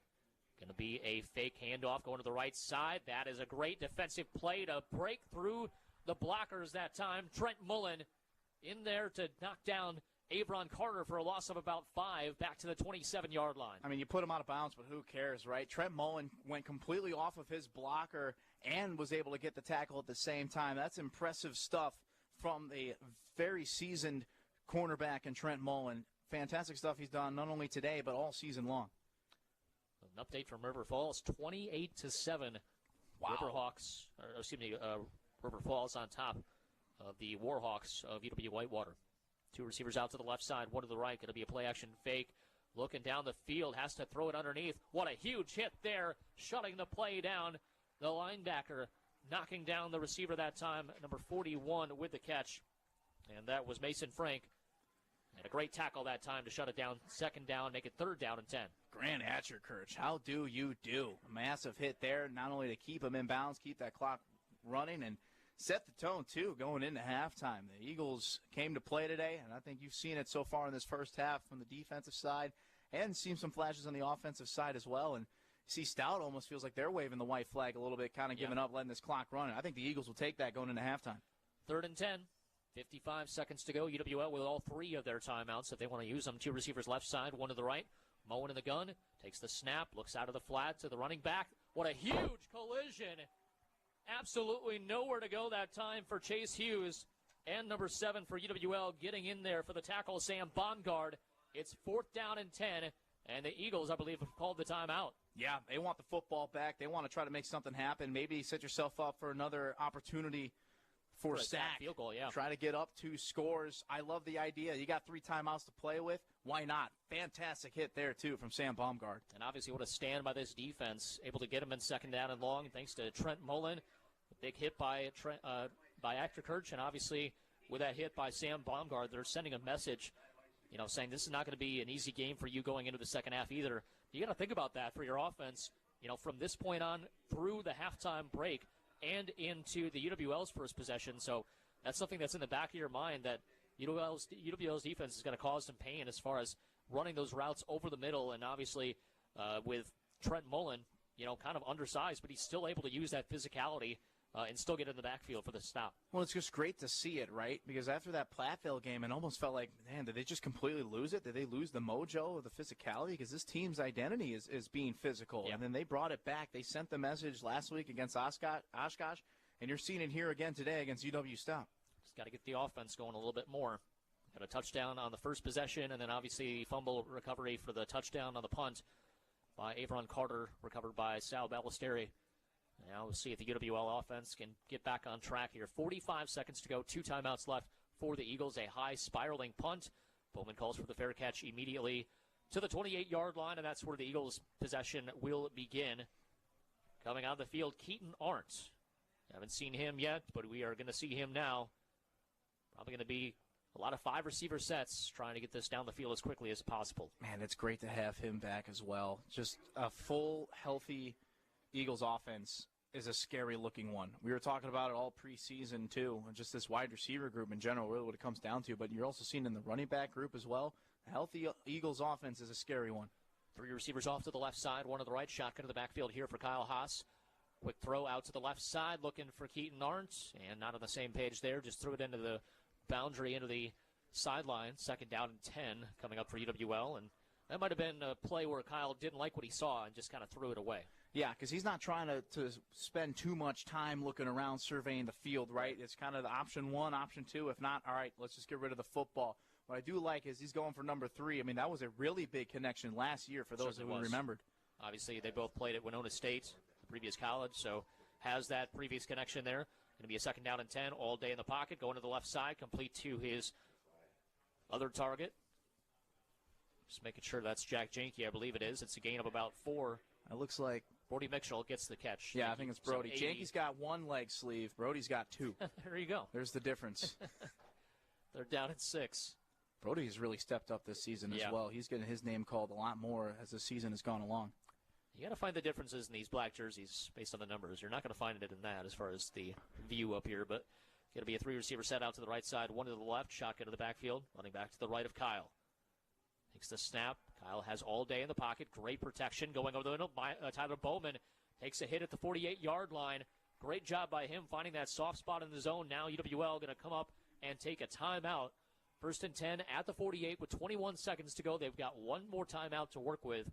And I think you're right, just kind of a few, maybe not shot plays, but get into about 15, 20 yards, get it right back to Michael Stack for a little bit easier field goal than 50 yards. Yeah, the playbook is open because you have that 1 timeout to use. If you can draw something up kind of over the middle of the field like you just did there with Bowman, stop the clock, run up to it. If you want to clock it, great. I wouldn't see why not and give it a shot. And then just set up which hash 2 where Stack prefers it. If he prefers it right hash, left hash, or in the middle, just kind of make it as easy as possible for 42 because I have a feeling that's got to be the goal here with 21 seconds left and only 1 timeout. And as you mentioned, they do get that 2-for-1 opportunity because they will get the football to begin the second half. And that's, a lot of the time that is why they are able to, or that's why teams defer to the second half, is to have that 2-for-1 opportunity. But for a while there, UWL wanted to get the offense going early, and so they were, accepting the football to begin the game, and it's worked for them. They've scored touchdowns on most of their first possessions these last 4 or 5 weeks here, but now with this chance to get the 2-for-1, obviously a good position for the Eagles if they can convert. Yeah, I think they were doing that earlier in the season because they just kind of needed to get their identity back, especially with the new offensive coordinator and Coach Yagi. They just wanted to kind of set the tone and see what this offense looked like, but now they're a lot more comfortable. 5 receiver set, 3 right, 2 left. Empty in the gun is Kyle Haas on 1st and 10. They come with pressure. They get through into the backfield. Kyle running for his life. He's going to avoid the tackler and gets to the 45-yard line and goes out of bounds. So the clock will stop with 14 seconds remaining at the 45-yard line right now. Yeah, you'll take that. Haas a little bit slow to get up, but he seems all right. And that's a smart decision. Don't need to throw across the body. Don't need to take any risk, especially with 3 Blue Devils running right behind you. And good job, too, to just get out of bounds, stop that clock. Don't need to use that final timeout just yet. Second down and about 3. Got to get to the 42 for a new set of downs. Not really an issue, though, as they're trying to get it at least in field goal range with 14 seconds on the clock. 2 receivers out to the right side, 3 to the left. Here's Kyle in the gun. Spin move into the inside for the defensive lineman. He's able to escape the pressure. Now has to run out of bounds. 7 seconds to go. If you're going to do that, might as well throw it out of bounds about 3 or 4 seconds earlier. It'll be 3rd down and 3 here at the 45-yard line. Yeah, the play just took too long. He was waiting for someone to get open. He was waiting for routes to develop a little bit more, or one of the receivers to kind of change something up. You saw Janke go downfield. Maybe that was in the back of his mind, too, rolling out the same direction. And Janke was trying to have a one-on-one opportunity. But that was just good coverage. And, again, good pressure from UW-Stout, not letting Kyle Haas take too long to think about it. Going to need about 13 yards to get back to that same position where you were, that 50-yard attempt. 2 receivers out to the right side, 3 to the left. Once again, Kyle empty in the gun with 7 seconds on the clock. Looks for 3 seconds, now rolls out to the left. Going to be the last play of the half. Deep shot down the left sideline, incomplete. Looking for Jack, looking for Tyler Bowman. Neither of them able to get under the football. Kind of a line drive throw, so tough for them to get down there in time to catch the football. And we had a 14-7 UWL lead at the halftime break, and the Eagles will get the football to begin the second half. Going to have the stats for you in just a few minutes. This is College Football Live on WKTY. You get up early on snow days because in your line of work, snowed in just isn't an option. The Kubota Snow lineup of compact tractors, RTVs, and versatile attachments are built to thrive in the winter. Right now, bring home select Kubota equipment with 0% financing or save up to $6,800. Now through December 31st, see Johnson Tractor or go to KubotaUSA.com for full disclaimer. Johnson Tractor from man to lawn. Life moves fast. Don't let electrical problems slow you down. Whether it's outlets that don't work, lights that flicker, or a system that just can't keep up, Elite Electric Solutions is ready when you are. For more than 16 years, families across the La Crosse area have trusted us to keep it simple and get it done right. Call Elite Electric Solutions or visit EliteElectricSolutions.com today. Elite Electric Solutions, your trusted local electrician. Whether it's hunting, fishing, boating, biking, or just bird watching, we've got some great outdoor opportunities available to us in the Coulee region. Hi, I'm Kevin Millard, host of WKTY Outdoors. Every Saturday morning at 8, I'll share ideas and activities you can enjoy and learn from to make that next trip out even more special. Check out WKTY Outdoors coming up this Saturday from 8 to 9 a.m. here on WKTY 96.7 FM, 580 AM, or anytime on the WKTY Outdoors podcast at WKTYSports.com. I'm Dave Johnson, certified arborist with Johnson Ops Tree Care. I'm Chris Johnson. Winter might be knocking on our door, but guess what? They're already thinking about spring at Johnson Ops Tree Care. Why wait for spring to spruce up your property when you can get a head start now? Picture this, a vibrant, green paradise right in your backyard. Lucky for you, Johnson Ops Tree Care has an amazing selection of trees just waiting to find a home in your yard. Planting a tree isn't just about adding beauty, it's an investment in the future. And with Johnson Ops Tree Care, you're not just buying a tree, you're planting potential. Johnson Ops Tree Care, offering the highest quality trees and tree service to folks just like you, all around the Cooley region. Go to johnsonopstreecare.com. Johnson Ops Tree Care. Total tree care by a family of certified arborists. Welcome back to Roger Herring Stadium. Drew Kelly, Tyler Bilkey with you. It's halftime, 14-7, UWL with the lead over UW-Stout. Taking a look at the halftime stats. UWL with 52 yards of rushing, 18 carries overall for them. Leading carrier in that first half was Kyle Haas with the scrambling. Had a lot of great options as far as either throwing it or, with that scramble up the middle. That really was working well for him early. Overall, 8 carries, 37 yards. Owen Lytle, 5 carries, 15 yards. 8 yards for a long, and then Gabe Lynch has yet to get going, but we'll see if we get a little bit more of him in the second half. Braden Knotts able to get a couple of nice catches, one for 22 yards, and that was on third down to keep the drive alive at the time. Jack Janke with that touchdown as well, and he had 3 catches for 21 yards on 5 targets. Just overall thoughts, I guess, on the first half, Tyler. It was a good start in that first quarter, right? You see the offense, they looked like they wanted to play quick, play with some sense of urgency, and then kind of dialed back a little bit, especially things kind of quieted down energy-wise with that 3 and out, and then, great that they got the muffed return for a touchdown to put them up by 7 points right now. So the offense got to work on some things a little bit. Defense, I really liked what I saw. It was a very well bend, don't break mentality. It felt like that entire first half, and they made some plays. The guys were making some big-time hits, and you saw the big-time interception from Trent Mullen as well. These guys, they're ready to play for sure on that defensive side, so I think you just got to clean up some little things offensively. Going to have a break here for some CBS Sports, and we'll have the second half for you in a little bit. This is College Football Live on WKTY. You'll have more than enough to worry about as we get closer to the end of the year. Don't let your home's exterior be one of them. Take care of things now with Next Level Exteriors. Is everything set for winter? Gutters, siding, your roof? There's time to get a lot done before the end of the year. So let yourself enjoy fall, winter, and the holidays. Get your home ready now with Next Level Exteriors. Check out nextlevelexteriorsllc.com for a free consultation. Next Level Exteriors in Holman. You know what a Midwest winter is like, but do you know how to keep winter outside where it belongs? The first order of business? Talk to the experts at Pratt Lumber. Ask about the uncompromising quality of the #1 entry door, Therma-Tru, and find out about the windows on the Energy Star most efficient list from Marvin. You know what a Midwest winter is like, and now you know how to keep it outside. Therma-Tru doors and Marvin windows at Pratt Lumber. Search Pratt Lumber. Premium products, superior service since 1948. 242-3186. Stanley from New York owed $93,000. The IRS placed a levy on his bank account. Coast One released the levy and settled with the IRS for $2,000. Mark in Michigan owed $225,000. After Coast One stepped in, Mark walked away paying less than $1,500. Call Coast One now. A 10-minute call can save you up to 93% on your back taxes. Get your fresh start today. That's 800-242-3186. Sponsored by Coast One Financial Group. Are you paying too much for term life insurance? There is a tremendous price war in the term life industry. Rates have dropped dramatically in the past few years. For example, a man aged 45, non-smoker, can get $1 million of coverage for $75 per month, level rate for 10 years. Or a man aged 50, non-smoker, can obtain $500,000 of coverage for a monthly premium of $110, level rate for 20 years. That's right, guaranteed level rate for 20 years.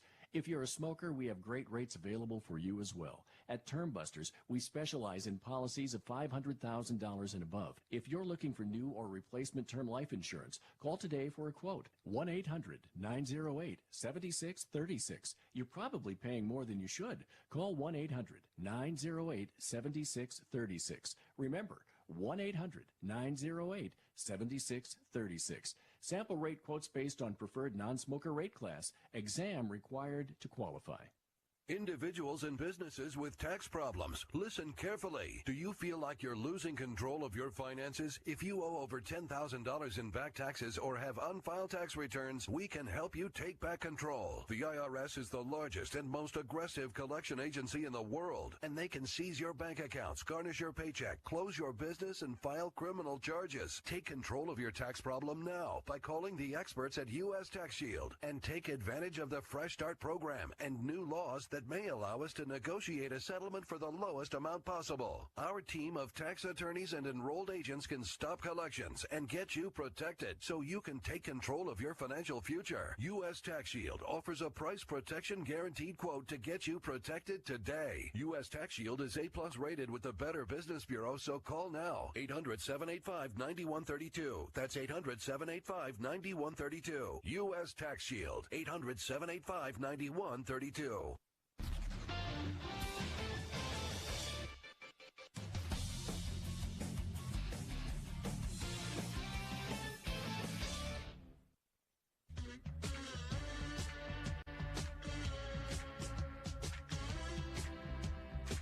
You're listening to The Ryan Hickey Show. We got a good one unfolding in the ACC. Miami has just called a timeout. They are facing a 3rd down and 8 right at midfield. 2 minutes, 21 seconds left. They are clinging, number 10 Miami, to a 3-point lead, 20-17 over SMU. SMU has no timeouts left. So Miami converts his 3rd down, the game is over. It will go right to the 2-minute timeout, take 3 knees, and you escape town with a close but, you know what, needed victory. SMU gets a stop. All of a sudden, all bets are off here. Michael Irvin right now is on my screen looking very concerned, very worried. He's sweating as always. It looks like he's always kind of playing in the game. I respect his fandom. And I like how into it he gets. Well, we wait for the timeout to end in Miami, SMU. The other game that we got close here, Vanderbilt did just convert a 4th and 19. They have the ball. They're down by 10, 34-24. We just had the 2-minute timeout. There's 1 minute, 53 seconds left to go in that game. Vandy down by 10. They converted on 4th and 19. They were also at their own 2-yard line. So they got out past the 20. Still got a long way to go here and no timeouts. Looking to score, onside kick recovery, and another score here to get this game at least to overtime. Maybe try to win the game. 3rd down. Deep ball by Carson Beck is incomplete. Flag on the play. I think it's going to be offensive holding. The flag was thrown in the backfield before Beck threw the pass. I think this should be holding on Miami's offensive line, which is, if it's true, you should decline it. It should be 4th and 8. I think Miami's going to punt the ball here with 2:17 left. Clock stops, which is a benefit to SMU because now you're going to be able to run at least 1, maybe 2 plays with the 2-minute timeout serving as, a free timeout for you. Oh, boy. All right, let's see. We have some sort of conference. There is a flag on the field. The referees are conferring with each other. And now we have a call, no foul for defensive pass interference. Holding on the offense, like we said, declined, so 4th down. So Miami's going to have to punt. Midfield, it's 4th and 8. There's no way Mario Cristobal goes to this. No way. Up by 3 on the road. Your defense has played well. Kevin Jennings told you had an ankle injury earlier in the game, so maybe a little hobbled, but there's at midfield up by 3. You cannot go for it. On 4th and 8, by the way. It was 4th and 3, different story. 4th and 8, can't do it. Can't do it, so they should punt here. Other scores to update you on. West Virginia is about to pull off the upset.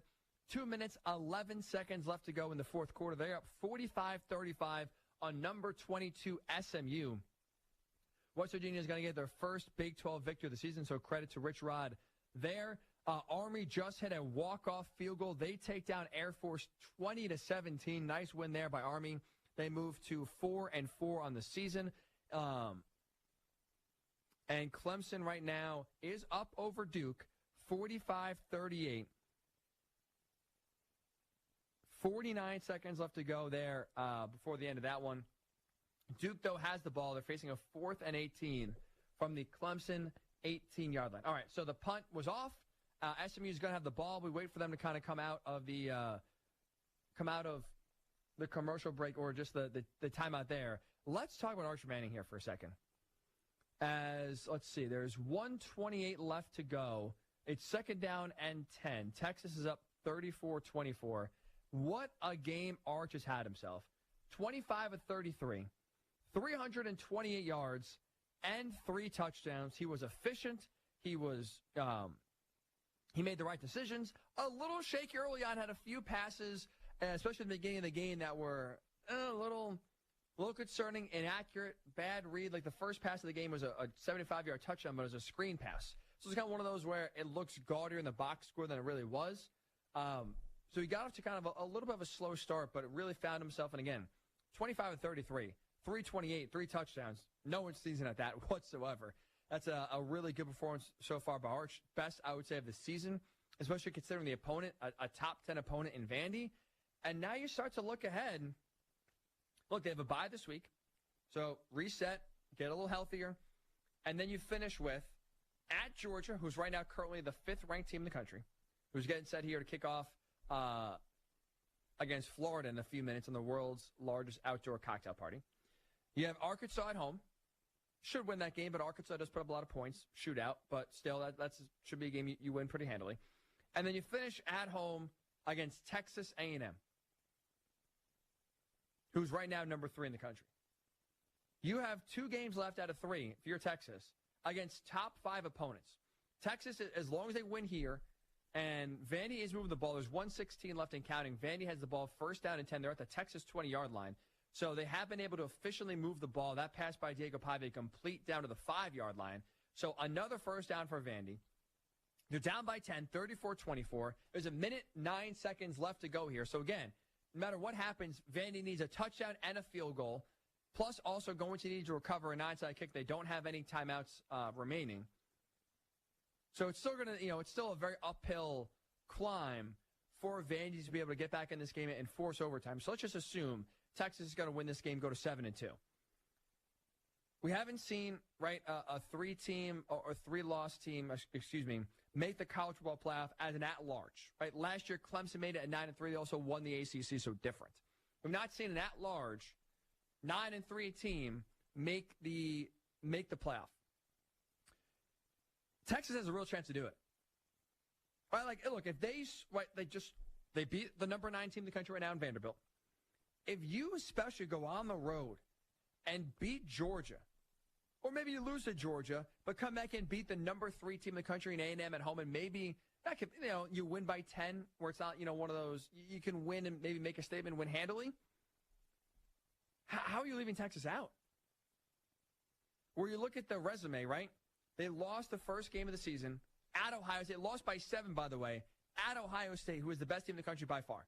And that was the closest game Ohio State's played all season. Credit to Texas. Even though we thought it was a terrible look for Arch at the time, terrible look for the program, that loss is getting better and better. And now, you know what? Their effort against a dominant Ohio State team looks more and more impressive. They lost at Florida, inexcusable. You can't defend that. Inexcusable. But now if you come back with a top 10 win against Vanderbilt, a top 5 win, whether it's on the road at Georgia or at home against A&M, and your other loss, 2 of your 3 losses are to either, let's just say they lose to Georgia on the road, right? So your 2 of your 3 losses are at Ohio State, at Georgia, with a top 10 win over Vandy and a top, 3 or 5 win over A&M. At 9-3, they're in. And that's bad news if you're a Notre Dame fan. That's bad news if you're a Big 12 fan and maybe hoping to get more than one team in the college football playoff. A 9-3 Texas team is in if they split between Georgia and A&M. That's what happened today. Now, I guess we can't call Vandy a guarantee yet, as Diego Pavia rolled out and found his receiver in the back of the end zone for a touchdown. So Vandy just scored, extra point good. It is 34-31, Texas over Vanderbilt. But, again, there's 33 seconds left. Vandy has no timeouts. They need an onside kick and a field goal to send this game to overtime. So we'll stay here for the onside kick recovery. As you got two games in this noon Eastern window going down to the wire. The other game we're looking at here is SMU and number 10 Miami. SMU does have the ball first down and 10. There's 1 minute, 47 seconds left. SMU has the ball on their own 48-yard line. So needing just a field goal. I believe the field goal line ESPN has down is about the 35-yard line or so. So Miami needs about, SMU needs about, 20 yards, 25 yards. They have no timeouts. Again, on their own 46-yard line, 47-yard line. That ball, that field goal line, I even sold it short. It's about the 34-yard line. So you need about, 18 yards. Yeah, 18, 20 yards. You need 2 first downs. If you're SMU, very, very doable. Here with plenty of time left, although as I say that, things get a lot harder. Kevin Jennings, sacked. Clock's running, no timeouts left. It's going to be a 3rd and long here for SMU. Down by 3 to number 10 Miami, 20-17. All right, we're going to stay here for the onside kick for Texas Vanderbilt, because if Texas recovers this, the game is over. They're going to go to 7-2 on the season with a top 10 victory over Vanderbilt. Maybe I'm just being unfair to Vandy. This does feel like a lot for nothing. Like, they were getting thoroughly dominated this entire game. Before you even blinked, it was 10-0. Onside kick is fumbled. Oh, is the ball out of bounds? It was initially fumbled and botched by Texas's receiver. It looked like Parker Livingston was the receiver who had the best chance to get it. He went down to a knee. The ball went below him, squirted out behind him, and there's a real chance there for a Vandy player to go recover the kick. I think what they're ruling is the ball went out of bounds, which is going to go back to Texas now. Wow. That was a close call. Yeah, that ball's loose. Vandy had a real chance to dive on it, and they actually were the ones that eventually, the ball's out of bounds. I was going to say eventually recovered. They never even got, I guess they recovered it technically in bounds, but it was only after because the ball was out of bounds and then batted in bounds by a player long after the ball is already out. So, inches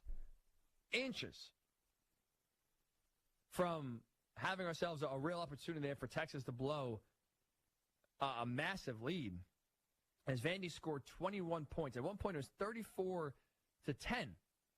Texas over Vandy. Vandy ripped off 3 touchdowns on the 4th. Holidays are for helping, so make the kettles ring. The 2025 Red Kettle Campaign supports all the terrific work done by the Salvation Army of La Crosse County. Hashtag ring the bell. Get your elf self to pick a place and spend a couple hours November 7th through Christmas Eve. Lots of locations online at registertoring.com or stop by 223 North 8th Street, La Crosse. Helping the Salvation Army, give a hand up, not a hand out. Registertoring.com. Salvation Army's 2025 Red Kettle Campaign. Hashtag ring the bell. Thank you.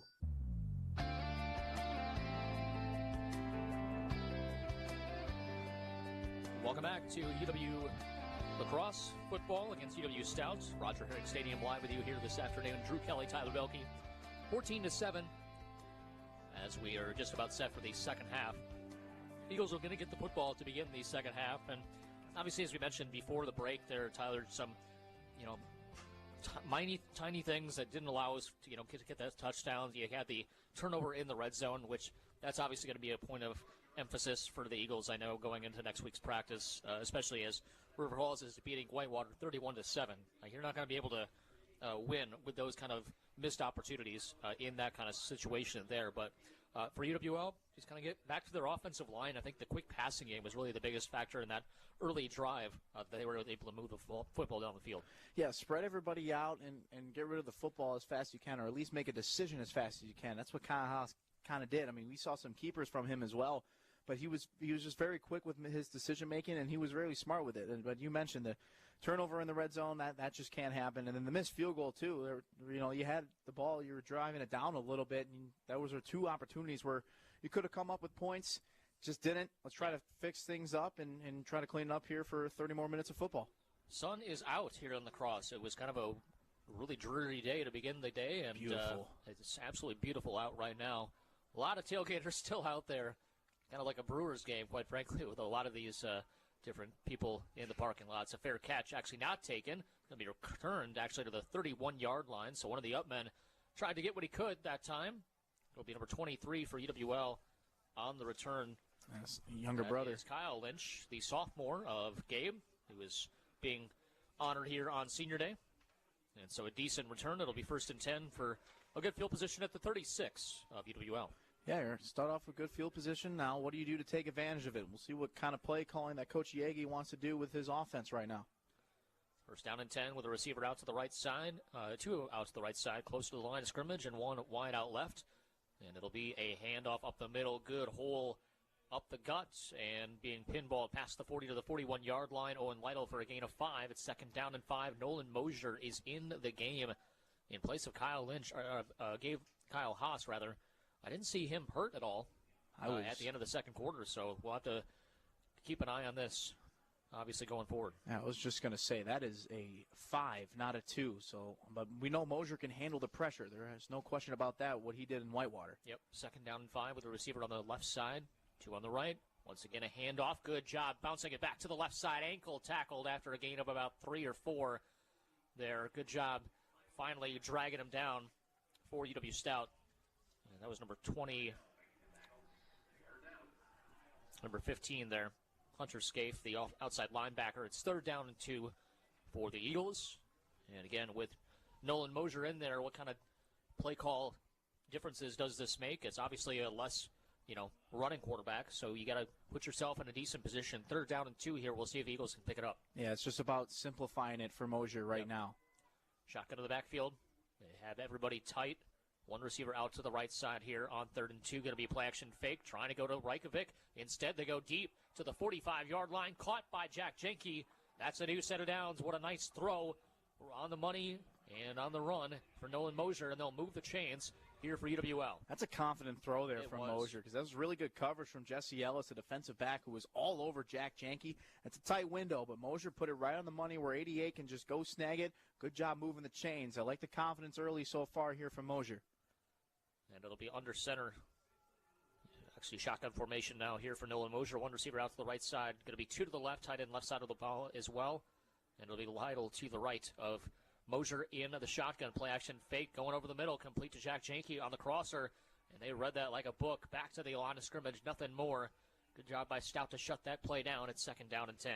Yeah, it looked like it was number 51, Blaine Seidel, just reading that crossing pattern. That was a really good job picking that up in zone coverage. And good pressure, too, getting to Mosier. He had to get rid of that football quick, and he did, thankfully, but no gain. I mean, I guess you'll take it of UWL avoiding the sack. 3 receivers lined up to the right side. 1 to the left, shotgun to the backfield. We're running back to the left of Nolan Mosier. Awaiting the snap here at the 46 of Stout. Takes it, hands off, bounces left side, then trying to cut back to the middle is Lytle. And the turf monster grabbed him there. It's going to be a gain of 2. It's 3rd down and 8 at the 44. And I'm looking around at UWL's sideline. I don't see number 2 anywhere. I think this is a Nolan Mosier half, it feels like. So Eagles are going to have to get comfortable and have to get used to this. I like the play calling so far, simplifying it, but here's an opportunity right now for Mosier to step up and deliver. 3rd down and 8 coming up for the Eagles. See if they are going to put themselves in a 4-down territory situation. Right now you're close again to field goal range, but they had that field goal previously and did not get it off to the right, and it's going to be a pass from Mosier to the left side. Nice catch out of the backfield and diving for the 1st down. Braden Ott, we've seen that a couple of times here this afternoon, fighting for extra yardage and 2 third-down conversions on 2 catches there for Braden Ott. Man, Braden Ott, it's just great to have him back. The effort that he gives every single time he has a football in his hands, he is never giving up on a play, and he just showed you right there, moving the chains all by himself. Another really good throw from Mosier as well on this drive. 1st down and 10, 2 receivers out to the right side. Going to be 1 to the left. Ott, the running back to the right of Nolan, as they have it 1st and 10 at the 37 of Stout. 11:20 to go in the 3rd quarter. Opening drive of the 2nd half for UWL. Mosier takes the snap. Draw play here for Ott. Able to get a little bit of a hole on the right side of the line, and then it explodes through it for a gain of about 5. 2nd down and medium coming up for the Eagles. Well, good news for Eagles fans. Kyle Haas is outside of the blue tent. He's trying to play catch, but the bad news is he looks flustered. And I don't think it was very successful playing catch on the sideline. So right now it doesn't seem like he's going to come in anytime soon. And this is Mosier's drive to finish, that's for sure. 2nd down and officially 6 at the 32 of Stout. 10:45 to go here in the 3rd quarter. 2 receivers out to the right side, 1 to the left. Awaiting the snap is Mosier. Running back to his right. That's Lytle out of the backfield. Going deep shot down the left sideline. Janke trying to help him out. Incomplete. Fantastic coverage on the far sideline. Step for step with him that time. 3rd down and 6 coming up here. And that looked like number 4, Jesse Ellis. He's been really battling with Jack Janke the entire game, and he had a great rep on that play. Yeah, it was just great coverage. I think Janke still caught it. He did. He just couldn't keep a feet in bounds. I mean, that's still really good concentration from 88, but also great coverage from Ellis, being step for step with the top wide receiver for UWL. Give credit where credit's due, and we're at another big 3rd down situation for Mosier. 3rd and 6 at the 32. Again, Ott goes in motion to the right side. Trips receivers out to the right, one to the left. Emptying the gun is Mosier. Going to throw a screen pass. Pass was off target there. Tried to get the bubble screen to Braden Ott, and the throw was a little bit too far out in front of him. 4th down and 6. All at the 42. It'd be about a 50-yard attempt again, and it looks like they're going to try to go for it here. I think zero hesitation. There was not a single of the 11 guys wanted to make a step towards the sideline. They want to go for it here and try to get this 1st down. 10.5 to go. Big down here for UWL, trying to extend this lead to double digits. 2 receivers out to the right side, 1 to the left. Shotgun in the backfield here. Mosier with Ott to his left. Now as Ott goes in motion to the left side, emptying the gun once again is Mosier. Looking left the whole way, going over the middle, complete on a comeback route. Jack Janke backs into the defense, tries to back up further for the 1st down, and I think he's got it. What an individual effort by Jack Janke. Waiting to see if they're going to move the chains, and they will. That's a 1st down for UWL. What a play there by the junior wide receiver to help out his quarterback. I mean, as you just saw on the replay, that was just all Jack Janke, right? That comeback route was caught a couple of yards short, but he did not give up on that play whatsoever, and he was able to move the chains all by himself. I love the aggressiveness. I love the physicality from Janke. 1st down and 10 as they have it inside the 30 to the 26-yard line of Stout. Opening drive of the 2nd half for UWL. 1 receiver right side, 3 bunched up to the left. And it'll be a handoff to Gabe Lynch. Gabe runs over a defender and then gets swallowed up by the traffic in front of him. It's going to be a gain of about 2 on the play to the 24-yard line, 2nd down and about 8. It's been a frustrating 1st half and a frustrating start to the 2nd half with the run game going. I know Lytle had some opportunities to break, but it was cutting into the outside, right? It wasn't really with the offensive line creating the whole inside, and you kind of saw it there, too, with Gabe Lynch, just nowhere to go with it. Officially a gain of 1 on the play to the 25, 2nd down and 9. 1 receiver out to the right side, 3 out to the left. Pistol in the backfield here. Play action fake, going over slant pattern, complete to Tyler Bowman. They were playing off coverage. That's a mistake. Tyler Bowman slant pattern, and he's able to get another 1st down for UWL to the 11-yard line. Simple RPO, right? He saw the soft coverage there and an easy slant route for Bowman. Good decision from Mosier to keep it himself and throw that dart over the middle of the field to move the chains again. And I love this play calling by Coach Yagi, trying to make it as comfortable as he can for his backup quarterback here. Yeah, nothing too crazy, right? Very simplified plays, and that's what you have to do with a backup quarterback, and he's executing pretty well. 2 receivers lined up to the right side near the line of scrimmage. 1 wide out to the left. And play action fake. Going to go double move. Looking for Jack Janke, or that might have been a miscommunication. Jack got jammed at the beginning of his route there, and the timing was thrown off. It's going to bring up 2nd down and 10. I got a feeling Jack was probably telling Nolan, hey, you got to be patient. You got to wait and let that route develop. I think he kind of just pulled the trigger a little bit too early, throwing that to the end zone right away, and that was a little bit dangerous because that could have been an interception if Stout was looking for that right away, but no harm, no foul. It's just an incompletion. 2nd down and goal. 2nd down and 10 at the 11-yard line. You can get a 1st down at the 1. Going to be a receiver out to the left side. That's Janke. 2 receivers out to the right. And it'll be a throw by Mosier. He's going to step up into the pocket. He's going to keep it himself. He's going to drag a defender on his back for a gain of about 4 on the play to the 8-yard line. Brings up 3rd down and about 6. And as you mentioned, Tyler, we already had 1 interception inside the 10-yard line. Just keep the football in your hands at all costs and just at least get a field goal attempt out here by Michael Stack. Yeah, you just need to get points, and a field goal would be a very successful opening drive, especially with Mosier being out here, and that's a good decision from Mosier too, right? He's not willing to take any risks, just take off with it, trying to get some positive yards, and he did just that. 3rd down and 7 at the 8. 1 receiver right side, make it 2 right side, 1 left. Shotgun to the backfield. Make the handoff to Lynch. Rolling to the right side is Mosier. Doesn't see anything there. Now he's going to take off himself. He's going to get pinballed into the end zone for the touchdown. UWL. Nolan Mosier, with help from the defense, pushing him forward, gets a touchdown right out of the locker room. It's going to be 20-7 UWL. And we said Nolan Mosier doesn't take off with the football. Look what he just did all by himself. Great time, buying himself some time to look around, see if anyone got open. Nobody did. All right, let me take off with this. And he just laid a hit.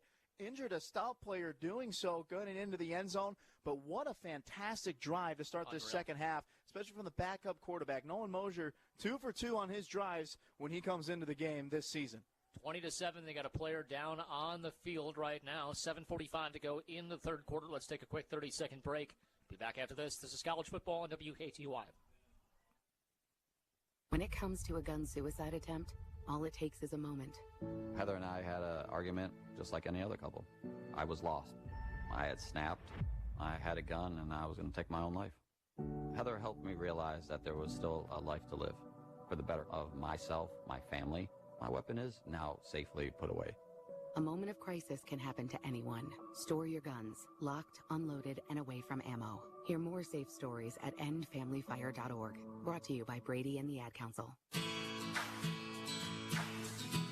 Welcome back to college football here from Roger Herring Stadium. Michael Stack to kick the extra point. Good snap, good hold. Kick is on the way, and the kick is good. And so UWL takes a 21-7 lead. We're going to keep it here with 7:45 to go in the third quarter. And as we were talking about just before the break, what a great drive there for the Eagles. And, you know, to do it with your backup quarterback when you weren't sure exactly, you know, the status of your starter. You know, he's still going on the sideline trying to get warmed up there. It's got to feel really good for that offense to get back on track. And obviously Kyle there kind of standing behind the bench, so we'll keep an eye on him as this game progresses. But that's exactly what you needed. You got it to a two-possession game. Now you let your offense, your defense cook on the field there. Yeah, and I don't think it mattered who was going to be the quarterback. I think the play calling should have stayed the same no matter what, right? It was very simplified. Let's slow things down and let's control what we can control and make the easy plays, make the easy decisions, make the easy throws. We don't need to take shots down the sideline all the time, right? And you kind of saw that with Nolan Mosier, and I wouldn't be surprised if they stick with that for the rest of the game, just seeing how successful it was to start the second half, no matter who comes out at quarterback, either if it's Mosier or Haas later. 21-7. It'll be Michael Stack to kick it away for UWL. 7:45 to go here in the third quarter. Once again, a great opening drive for the Eagles, and it's been unreal just how long these drives are going for both these teams.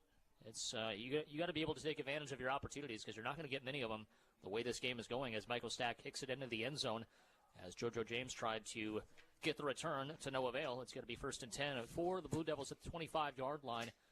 And we'll see how mobile Adam Moen is. Obviously, we saw him a few times grabbing at that ankle. Not very easy for him to get outside the pocket the last probably half quarter since it really started to hamper him. And that's a different game, different ball game, different quarterback for Adam if he's not able to get outside the pocket and do damage with his legs. 100%, because that's his bread and butter, really, is to extend plays outside of the pocket. He's been really good with that all season. Tight end goes a motion to the right side from the left. One receiver out to the left side, two to the right. And a pistol in the backfield. They're going to run to the left side. Good job motioning the tight end one way, going back to the other. He had a good run that time by Chase Hughes, who has a gain of about 8 yards on the play. 2nd down and 2. Motion kind of fooled the defense there. Yeah, I think Stout's going to probably do the same thing. They probably want to slow things down and simplify things as well and try to get themselves into a groove because only 7 points to show for it in that first half. That's not what they wanted. Two receivers out to the right side. None left. Pistol in the backfield. Running back right behind Moen. Awaiting the snap. He'll take it. And a handoff. Patient run here. Nowhere to go. Tate Pitcher and others getting in there for the stop. Aaron Winters as well. Or Nick Jordan, I should say.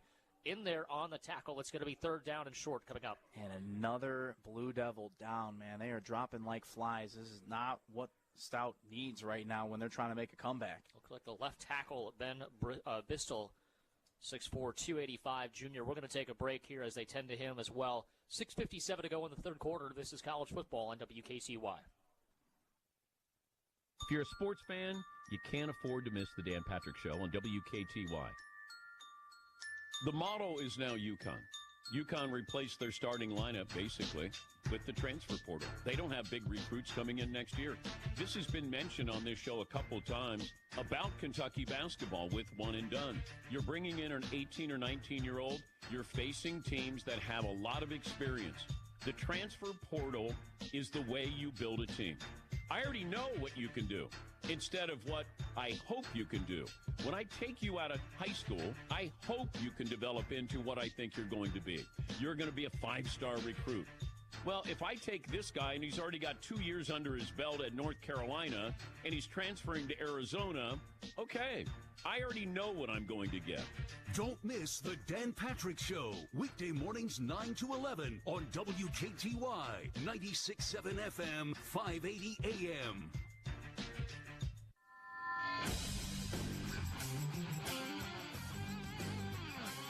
Welcome back to Roger Herring Stadium. They're going for the quarterback sneak. Adam Mullen trying to get across the 35-yard line, and they are going to be able to do so. Christian Powell was calling for the fourth down, but getting to the 35 is all they needed, and with that shove in the back from his offensive lineman, able to help him out there.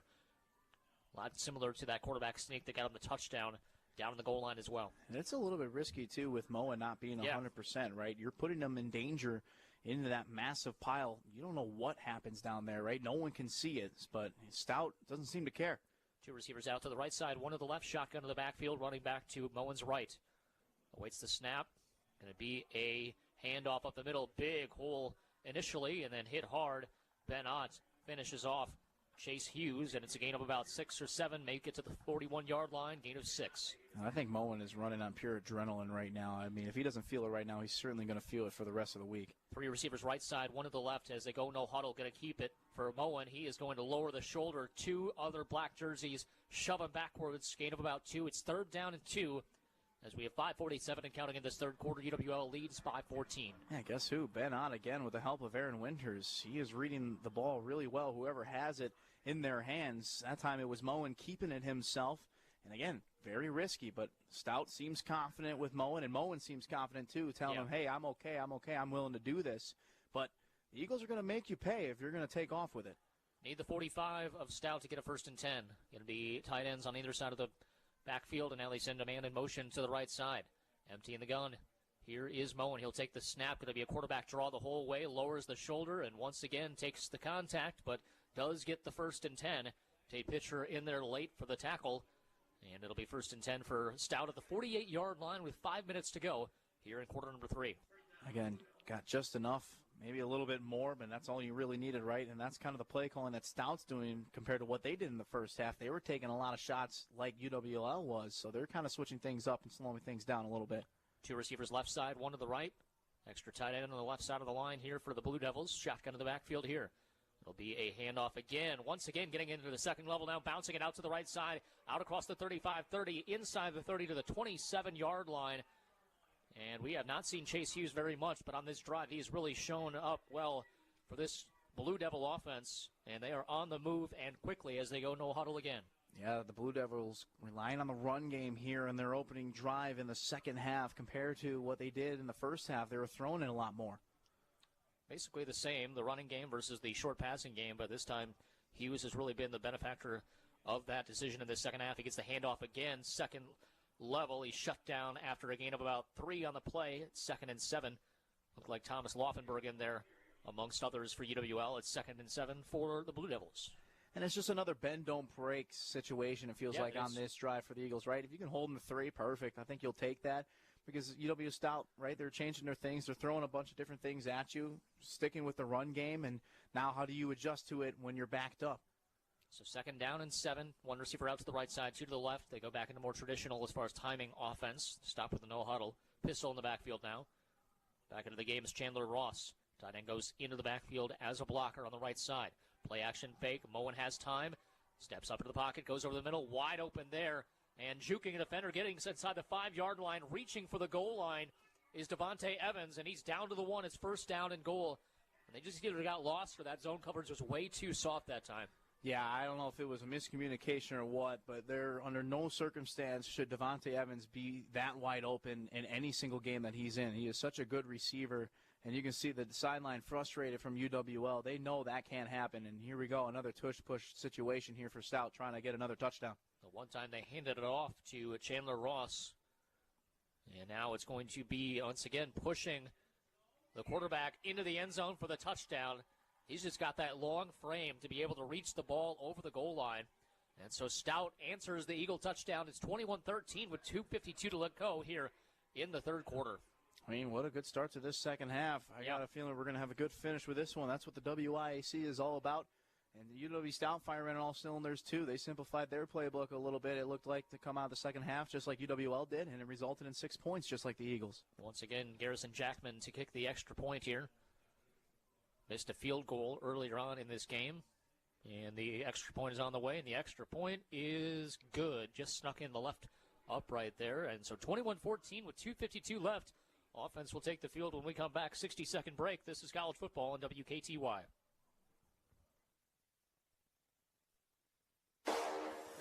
If you like talking Wisconsin sports, then you can't miss the Wisco Sports Show with me, Grant Bills, every night 4 to 6 on WKTY.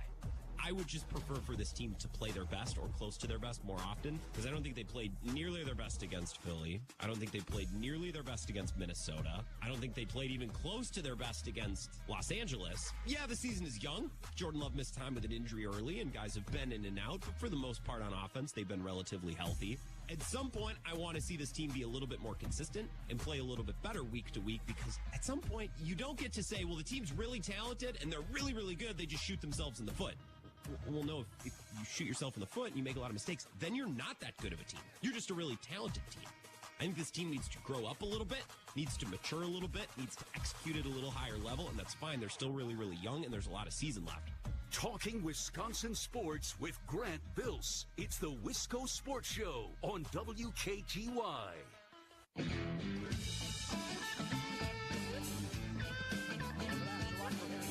21-14, UWL with the lead. Have their 7-point lead they had at halftime. Both teams scoring on their opening possession. Here's a return. And up the left sideline, still on his feet. Looked like number 37 for UWL that time. Colin O'Neill, the linebacker, who used to be a running back. And he showed off the running back ability there. Officially, they say he stepped out of bounds at the 28. And that's where the Eagles will start their next possession for UWL. Yeah, take an initiative, right? Go get that football. I love the idea. I love the aggressiveness. And here we go, another quarterback change. This time it's Huber. And when Huber comes into the game, you're not going to see a whole lot of pass attempts, that's for sure. It's going to be probably a running up the gut type of situation here for Jacob Huber. Two receivers out to the right side, one to the left, shotgun in the backfield, running back to the left. And off up the middle, good blocking this time, getting into the second level, but a penalty flag's going to come in from the secondary. And unfortunately, I think UWL is going to get called for holding here between the tackles, and it is going to be holding on the Eagles.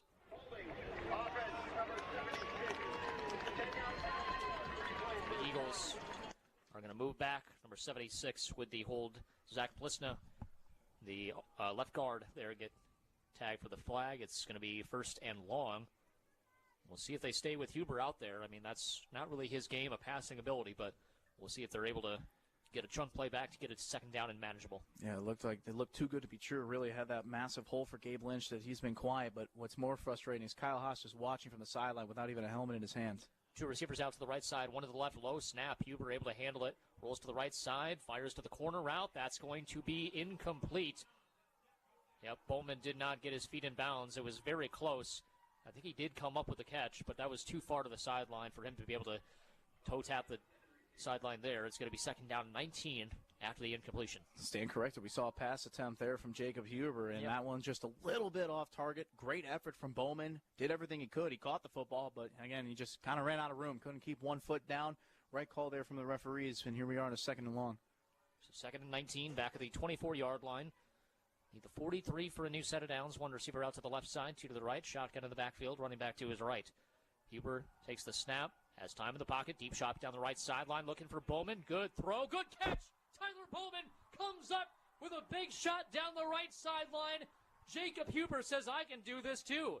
That's a big catch and run inside the Stout 30 to the 27-yard line. Happy Senior Day, Jacob Huber, to another senior receiver in Tyler Bowman. I mean, a fantastic throw there, a great catch from Tyler Bowman to move the chains, and that's exactly what UWL needed right there. That flips the field entirely down to the 27 of Stout. Jack Jenke, the lone man on the right side. Two receivers lined up to the left as well. Gabe Lynch to the left of Huber in the shotgun as the running back. It's going to be a handoff as he's pinballed forward, maybe a gain of 3 or 4. Going to bring up second down here with 1:37 to go. here in quarter number 3, and what a third down conversion that was. I mean, if you give the ball back on a 3 and out, back to Stout, you're just giving them all the confidence that they can come back, especially with Kyle Haas on the bench. Yeah, 100%. And the fact that it was Huber making that big-time throw, too, all these backup quarterbacks, both Mosier and Huber, stepping up when the Eagles need them the most. That's what it's all about, right? That's why they keep grinding so hard in practice. Going to be Jake going in motion from right to left. It's going to be a trips receiver set out to the left side. Shotgun to the backfield here. Huber hands it off. Good run by Gabe Lynch as he got that block on the left side of the offensive line. He gets inside the 20 and down to the 19 before he's cut down there. And it's going to be third down and short, maybe 3rd and 2 officially. And it's always just great to see Gabe Lynch run with the football in his hands. I kind of miss this. It feels like forever ago since the last time we've seen him out here on the field. It's great to have him back, and it's great to just see him get that confidence going again because they're going to need it come next week against River Falls. Parker Levetter gets the tackle, the linebacker for Stout, trying to get inside the 17-yard line with 28 seconds to go in this third quarter. Here's going to be a handoff again. Got, I think, what he needed to get the 1st and 10. He did to the 16-yard line, gain of 3. Gabe Lynch, a little bit hobbled with that knee injury, but he's still fired up, gives the first down signal. That moves the chains, and that's going to bring us to the end of the third quarter. I didn't expect a 21-14 game as far as a score. Thought it was going to be a little bit higher scoring, but what a game we have, and what a fourth quarter we will have when we come back. 60-second timeout, final stanza after this. This is college football on WKTY. When is dinner at La Crosse Beer House not dinner? When you just need an app and a beer. Not just any apps, though, and not just any beer. We're talking the famous Hofbrau beer as well as other German beer options on tap. We're talking monster apps. Apps like a 24-ounce giant pretzel with homemade German mustard. Or how about quarter-inch thick strips of bacon glazed with honey? These are apps and beer that'll make you forget all about dinner. Enjoy friends and good beer year-round at La Crosse Beer House. Ein Prosit der Gemütlichkeit.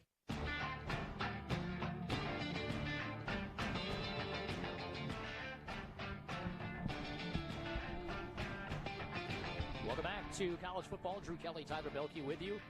As we have 15 minutes on the clock, Eagles trying to take advantage of a deep shot from Jacob Huber over to Tyler Bowman. 2 seniors connecting down the near sideline there for the Eagles, and they'll now go from right to left as you listen on across your radio dial or on your computer or on your phone or on your app or on anything, and then obviously watching on WKTYsports.com/video as well as the WKTY app and the WIAC network. So the Eagles have it 1st and 10 at the 17-yard line. I think you need a touchdown here just to give yourself that extra confidence as that defense is trying to slow down Adam Moen, who really seems to be gutting it out despite obviously injuring his right leg there. Yeah, just get that momentum back on your side that you had really going into halftime with a 7-point lead. And, you kind of just erased that third quarter. Both teams put up the 7 points like they needed to do, and we're back to square one again with just that touchdown lead. Now it's time to take advantage of it in the red zone. And on that drive, Nolan Mosier 6 for 10, 89 yards,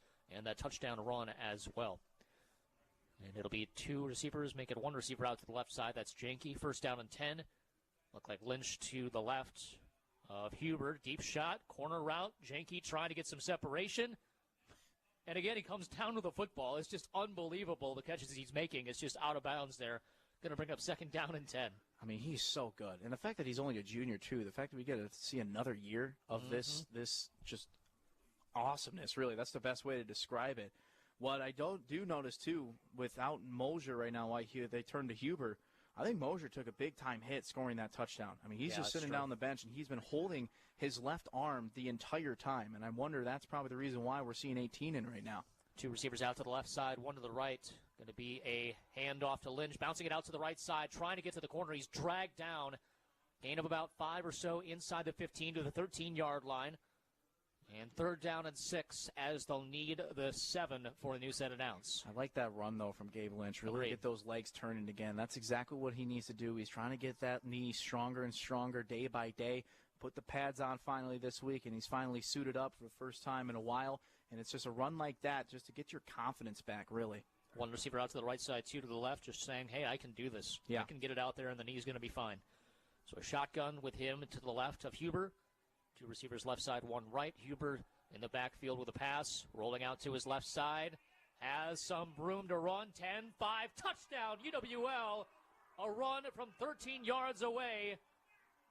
UW-Stout wanting a holding penalty, none called. It's 27-14 with 14:08 to go in the contest. Yeah, I can understand the frustration. I thought there was going to be one, too, but not so much. But Huber able to take advantage of it. If you're seeing on the replay here, the holding came kind of when he was about to take off at the very last second. Once he rolled out, as you see the replay there, yeah, there's a little bit of an extra tug, no doubt about that. But I still feel like Huber would have able to just break that. Maybe not get 6 points, but at least get the first down.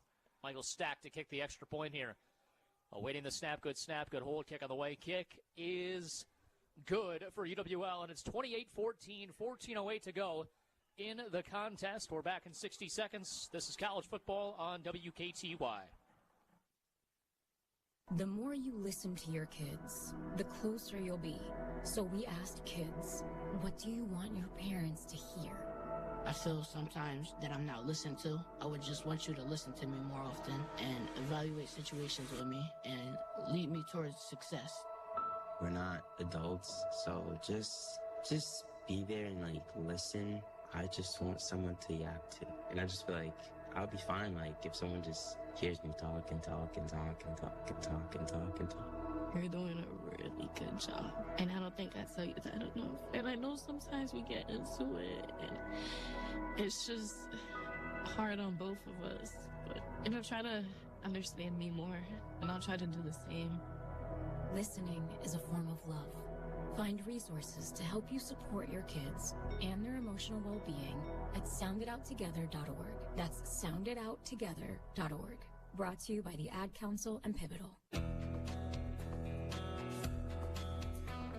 Don't worry, be happy. UWL with a 14-point lead after the touchdown run by Jacob Huber, and it's going to be out of bounds as they try to be able to pooch kick, keep it out of the hands of Carter and James, and unfortunately a little bit too far to the left on the kick for Michael Stack, and it'll go out of bounds, and it'll be 1st and 10 at the 35 for the Blue Devils, and obviously a big defensive stop if you can get it here with that 14-point lead. You're in the fourth quarter. Get the ball back to your offense. I think you're really in a good shape, but just have to get this stop. Yeah, you have to get the stop, and if not, the best case or the worst case scenario, at least take this time off the clock, right? Really make UW-Stout earn it if they are going to move that ball. Make them take all 3 downs if they're going to move the chains, little things like that. And I got a feeling the Blue Devils may not change their play calling a whole lot from that previous touchdown drive. Tight end lined up on the right side of the line, pistol in the backfield, 2 receivers left, 1 right. Moen going to hand it off up the middle. He's tripped up from behind as Colin O'Neill dives in there and gets some by the ankle, and it'll be a gain of 1 for Chase Hughes, the senior running back. It's 2nd down and 9 at the 36. That's a really great ankle tackle from Colin O'Neill. I mean, that was just straight speed. He bounced off the edge and able to get inside to make that tackle all by himself, and comes up big to just hold him for only a gain of yard. Not easy to do. 3 receivers off to the left side, 1 to the right. Shotgun to the backfield, tight end left side of the line. Waiting the snap is Moen. And Adam Moen will take it. 3-step drop. Looks left and back to the right. Now trying to scramble. And he is going to be ushered out of bounds. Trying to get him was Luke Gaheen. Very close to a possible sack. Going to bring up 3rd down and officially 8 as they say he stepped out after a gain of 1. Man, Noah Gaheen was so close to just getting them right there for a big loss. But you'll still take that all day to set yourself up to a 3rd and pretty long here for UW-Stout. Now is your chance to get off the field early. Daggett is into the game, replacing Gaheen after that long run by him to try to get the sack. 3 receivers out to the left side, tight end left side as well. 1 receiver out to the right. That's Devontae Evans. Circling him, trying to make sure he does not get this football. Here's Severson, man-to-man defense on him on the near sideline. Moen takes the snap. 5-step drop. And now whistles and a false start penalty. Far sideline official threw the flag, and that's going to back him up 5 yards. Going to be 3rd down and 12 now with 12:49 left to go in this quarter. That's the very last thing that UW-Stout needed right there to try to keep themselves in this ball game. You back them up even further, get even more momentum on this Eagles side here at Roger Herring Stadium. And now's the time to put the foot on the gas, right? This is the time where I would send some pressure here and make it difficult for Moen to make a decision. So 3rd down and 12. 12:38 and counting in this fourth quarter, down by 2 touchdowns. Are the Blue Devils. 3 receivers off to the left side, 1 to the right. Moen empty in the gun. 5-step drop. UWL comes with pressure deep down the right sideline. Severson and number 1, Devontae Evans, and it's incomplete. Too far beyond the reach for Devontae Evans. Again, Severson was step for step with him, and it brings up a 4th down and 12, and I think this is probably the right call, especially with 2 backup quarterbacks on the field. One, obviously, being Mosier, who has a wrap on his shoulder. That's not a good sign. And then, obviously, Jacob Huber as the quarterback. Got to make sure your defense is able to get this stop. The UWL has a chance to really break this thing open. Yeah, and good coverage downfield, one-on-one with Severson. Got a little handsy, but again, not enough to draw the penalty, and that's all that matters. If you're UWL, you'll take that. Here is the punt. It's a high end-over-end punt taken by Bowman at the 30-yard line. Going to try to run for it, get some extra yardage. And up the near sideline, he's out of bounds at about the 40-yard line after the return. So we don't see Bowman return it very often, but a good job there as he saw the opening. Got about probably 8 or 9 yards on that attempt. And it'll be 1st and 10 for UWL at the 41, and Huber back out there at quarterback. Yeah, now I'm almost certainly confident this is Huber's game probably to finish, right? I don't think it's worth risking throwing Kyle Haas back out there up 2 scores. And I don't think we're going to see Mosier coming out there, especially with that wrap around his shoulder. Going to be a receiver out to the left side, 2 to the right. Shotgun to the backfield, running back to the right of Jacob Huber. Awaiting the snap as they show pressure. And handing it off to Ott. That just got blown up. Pressure came immediately. The snap was off to the left-hand side, and it's a 3-yard loss on 1st and 10. Yeah, everything fell off there, right? The low snap and kind of just the miss blocked right away, and the handoff wasn't perfect just because it took too long to get the football initially. This is not the time to do that. You have to really execute well. You have to have everyone on the same page because you're onto your 3rd-string quarterback right now. Everyone needs to be on the same page. 2 receivers out to the right side, 1 to the left. Shotgun to the backfield. Help out your man. A low snap. He's able to handle it. Going over the middle to Marco Rajkovic. Got the catch. And he's taken down hard at the 43-yard line. Gain of 5. It's going to bring a 3rd down and 8 as we're inside of 11 and a half to go. I'm sorry. I couldn't help but notice Dane Walter just absolutely manhandle a linebacker and number 15, Hunter Scaife. I mean, you talk about a pancake. And another, going back to Rajkovic there, just a simple comeback route there. He's just kind of been there for assistance for all 3 quarterbacks now, right? And he's such a large target, and he's able to catch pretty much any football that's kind of thrown his way. He's done a really good job today. 3rd down and 7. 1 receiver out to the left side, 3 to the right. Shotgun in the backfield here. Huber takes the snap. Good snap to him this time. Trying to escape pressure, goes out to the right side, and that's going to be a comeback route. That is going to be caught along the far sideline there. Jack Jenke coming back to help out his quarterback and move the chains, and this clock will continue to run. Man, that was just incredible route running there as we take a look at the replay. Good job, Huber, rolling out. Mitchell, my apologies. Great comeback. Yeah, that is Brody Mitchell. Fantastic catch there from number 80. He has really stepped up there when the Eagles needed him the most. So big-time 3rd down conversion. Jenke, the lone receiver on the right side, and there are 2 out to the left here. Shotgun in the backfield, running back to Huber's right. He'll take the snap. And off right side, good cutback move, and still rumbling into the second level, keeping his feet, running over a defender, still on his feet is Braden Ott, shaking defenders off left and right, and that's going to be close to a 1st down. That's a gain of 9. Man, that was just bully ball right there from Braden Ott. Everybody just get off of me. Let me go try to get this 1st down all by myself. I don't need that much blocking. I mean, he just pulled out every move in the book there. It took so many Blue Devils to try to take him down and almost got the 1st down by himself. A really strong run there from Braden Ott, and that's exactly what the Eagles needed to see out of him. 2nd down and 1. He's lined up to the left of Huber now. 2 receivers bunched up to the right side near the line of scrimmage. 1 out to the left. That is Jenke. And it'll be a handoff to Ott again. Good job by the offensive line this time, giving him the blocks he needs. Gets to the 29-yard line for a new set of downs. Chains will move. UWL in field goal range at the very worst. But they're thinking touchdown, try to blow this game open. Yeah, right. Put this nail in the coffin, especially in the final quarter here. Get these running backs back to being 100% again. Get their confidence back, more importantly, as you see Gabe Lynch coming back out here. And really, it's just great to see everything still being a well-oiled machine, no matter who's at quarterback right now, right? I mean, the 3rd quarterback that we've seen today, but the offense has been just as successful. 1st down and 10. And this isn't all been running. It's been Huber with that arm, making those throws when he has to. He's had a heck of a game so far. Thrust into the game when he wasn't expecting. Lynch trying to get to the outside. He is cut down at the knees, which was always kind of a concern, but a gain of 2 as he bounced it out to the right side, brings up 2nd down and 8 at the 27-yard line. Yeah, it's hard not to hold your breath, right, with those tackles around the knee and ankle area, especially with him wearing that brace on his right knee. You got to be extra cautious with it, but it's also great to see the fact that every time that does happen, he just gets up right away and act like nothing happened. So that's the best reaction to those tackles. 8:24 and counting, 2nd down and 8 at the 27 of Stout. 1 receiver out to the right side and 2 up to the left. Shotgun in the backfield here. Huber with Lynch to his right. Going to be a flea flicker, and it's going to be a low snap back to Huber, and he's buried at the 35-yard line. They were looking for a kill shot there. Lynch just couldn't get enough on it. Back to Huber, and now we're close to being outside of the field goal range. That's a little bit of a surprising call, but we'll see if they can get back this yardage. I mean, that would have been icing on the cake if that was able to be executed well, but not the case. And I think that came down to the offensive line first. First off, they just kind of got blown up in the trenches, and that hit Gabe Lynch. And because of that, Lynch's toss back was not good, and then Huber just did the right thing, just go down with it. And it'll be 3rd down and 15.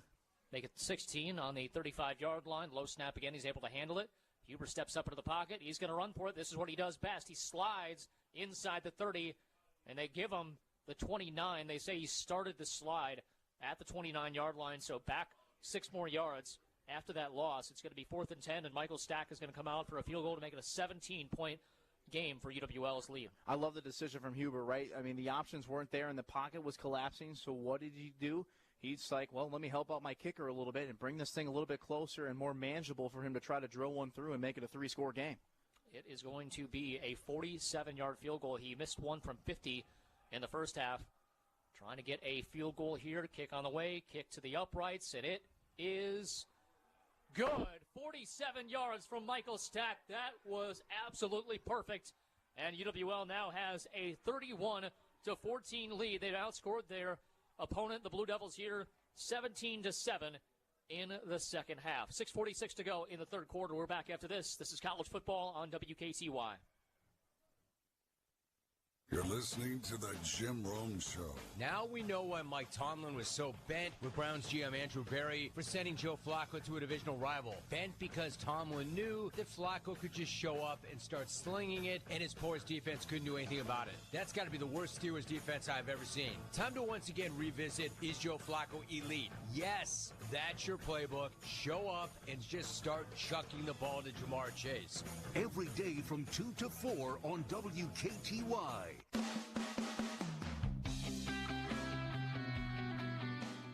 Welcome back to Roger Herring Stadium. 31-14, UWL with the lead. 6:46 to go here in the fourth quarter, I should say. Eagles trying to get a couple of more stops. I think this one might really be the finisher, because with that clock being what it is, UWL is just going to keep the ball on the ground and force the Blue Devils to burn all of their timeouts. Yeah, the clock is just simply not on their side, to say the least. It'll be a kickoff here from Michael Stack, a high end-over-end kick. It's going to be taken at the 27-yard line, not calling for the fair catch. And Colin O'Neill smacks him at the 30-yard line. That's where the Blue Devils will start their next possession.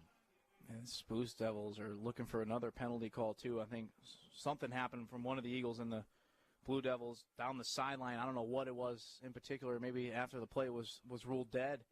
But some high tension over there from there's a lot of emotion. Blue Devils side, and really from both sides. But a good job from the Eagles, right? Just kind of blocking out that noise and not biting anything, not taking any bait, right? Because they always get the second person, right? They always get the guy retaliating. So good job not getting any unsportsmanlike penalties. Well, listen, this is Stout, who has only one loss in the conference as well. I mean, you're tied for first if you're UW-Stout, so you're looking for every angle that you can get. Here's Mullen. Has all day in the pocket. Deep shot down the middle of the field. That's going to be incomplete. Linebacker Aaron Winters defensively blanketing Avron Carter, and it's going to bring up 2nd down and 10. A little bit too beyond Carter's reach. Yeah, a little bit, but I like the hustle there from Winters, too. Catching up, keeping up with a wide receiver pretty much step for step. Kind of just got beaten only by a half step. If that throw was perfect, then there had a chance to be caught. But it wasn't, and you'll take that if you're UWL. Again, you're really, like you mentioned, Drew, just kind of looking for one more stop here to kind of put this thing to bed.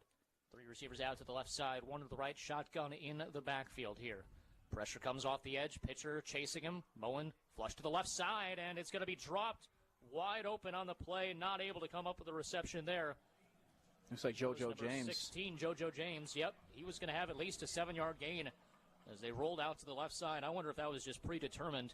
Obviously, pitcher was rolling in from his backside, but it was a pretty quick rollout to the left and open in the flat, unable to catch the football. Third down and 10. I love the Eagles still being aggressive, too. Even though they know they're going to take shots, they're still bringing pressure. Big time sequence of downs here. You got to imagine Stout is going to be going for this one. 2-down territory. 3 receivers off to the left side and 1 to the right. Shotgun in the backfield. Alone in the gun is Moen. Has time. Now pressure in his face. He's able to escape to the left side.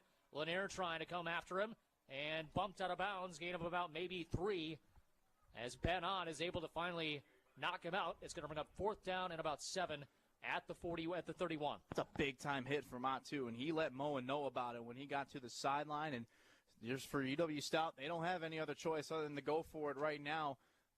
And never mind, they're actually bringing out the punching units. That, you know exactly what that means. That's the white flag. This game's over pretty much if you're going to do that with 6 minutes left and time counting. I think so, too, but they do have 3 timeouts. They're going to try to get a 3-and-out here defensively, but you need 3 scores, though. That's the thing. Yeah.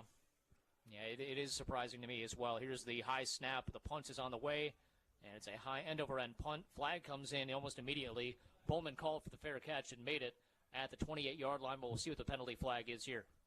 Coach Janis a little bit wonder if it's on Bowman. Surprised. Let's go down to the field. Can't tell for sure what they're thinking. They did go to the Stout sideline to get a decision from them, what they wanted to do. Illegal numbering on the kicking team, on the return team. 2 number 1s participated in the play. That's a 5-yard penalty. Replay 4th down. That's the first time. That's the first. Illegal numbering. 2 number 1s on this field at the same time. So UWL is going to put it to 4th and 3. So they put Powell out there on the punt team, and Bowman's always been the guy, right, to return the punts. Yeah. So that's why they threw it right at Bowman. I'm like, well, what did he do? Did he, make an illegal fair catch move? But that wasn't the case. That was thrown before he even caught it. But, yeah. That's a huge penalty. That is. Now it's 4th and 2. They're going to go for it. Well, now, I mean, there's no reason not to, right? The fact that they're so close, you probably draw up probably something close to this tush push again, but we'll see. Wow, you always learn something new. Yep. Every day is a learning opportunity. 3 receivers out to the right side, 1 to the left. Empty in the gun is Moen. They need 2 yards to the 39. Fakes the quarterback draw, goes to the left side. 1st down, and shoved out of bounds. Getting the 1st down there was number 1 for the Blue Devils, and that was Devontae Evans. That'll move the chains, so kind of resets everything we were thinking about. 5:35 to go. Still a lot of time left in this game with 3 timeouts. Trips receivers right side, 2 to the left. It throw out to the left side from Moen, and he throws to his man to the 48-yard line that time. Hit immediately was Cade Teppin, and he was hit after a gain of 5 or 6 to the 48-yard line. 2nd down and about 4 coming up. I mean, it's new life right here for the Blue Devils ever getting that 1st down. And they're going no huddle. 2 receivers right side, 3 left. Moen, 5-step drop, looks for an out pattern. They kind of did a rub screen there, getting the tight end open in motion as he had an out route, the receiver to the inside on a slant route, and Mason Frank got the catch and was shoved out of bounds at the UWL 44-yard line. UWL needs to reset. They need to take a deep breath and take a step back and try to make a play here. 3 receivers left side, 2 to right. Once again, Moen alone in the gun. Throws complete. Once again, that is a gain of 9 to JoJo James. I'd take a timeout if I was UWL at this point. They're just completely kind of off kilter, trying to stop them from getting a touchdown. They're kind of just letting it happen, letting that clock tick. That's probably their argument why they aren't yet. 3 receivers off to the right side. Tight end is in the slot on the right side. Going to the left side, completes, and a immediate hit there by Nick Jornt, as it's going to be a catch to the 30-yard line, gain of 5. And Avron Carter with the catch. And the Eagles were in contain, too, right? I mean, there's so much field to cover, but once that shortens up, then they'll probably watch those comeback routes a little bit more. Trips receivers right side, 2 to the left. They continue to run no huddle here. Moen in the gun. Pump fakes on the deep shot, now trying to run for it. Christian Powell catches him from behind. Christian Powell has had an unbelievable game. He's got about 5 or 6 tackles, a couple of sacks. It's been all over the place here on senior day. Yeah, only letting Moen get a yard, but more importantly, just letting that clock burn. And yeah, I noticed it too. Like the safeties are just staying back. They're trying to limit that deep shot that Moen likes to take. And if you can eliminate that, that helps you in this long run towards the end of this game. 2 touchdowns for the Blue Devils, 2 quarterback sneaks by Blake Moen, for Adam Moen. 2 receivers out to the right side, 3 to the left. Again, emptying the gun is Moen. Awaiting the snap. Powell off the edge, shows pressure. Here he's going to come with it. And they did not block him. Instead, they dump it off to Carter as he tries to get to the first down marker. He shoved it out of bounds short by about 2 yards. Just a quick little out pattern and continue to get this ball down the field. But again, the clock continues to run inside 3.5. Got to make these substitutions fast. Yep, they're able to do so. Henry Walsh comes out late there. They're down in 2. Moen looks to the left side. Another quick completion. That's going to be made once again by Carter. And that's a new set of downs to the 17-yard line. Clock stops momentarily for the Chains to move.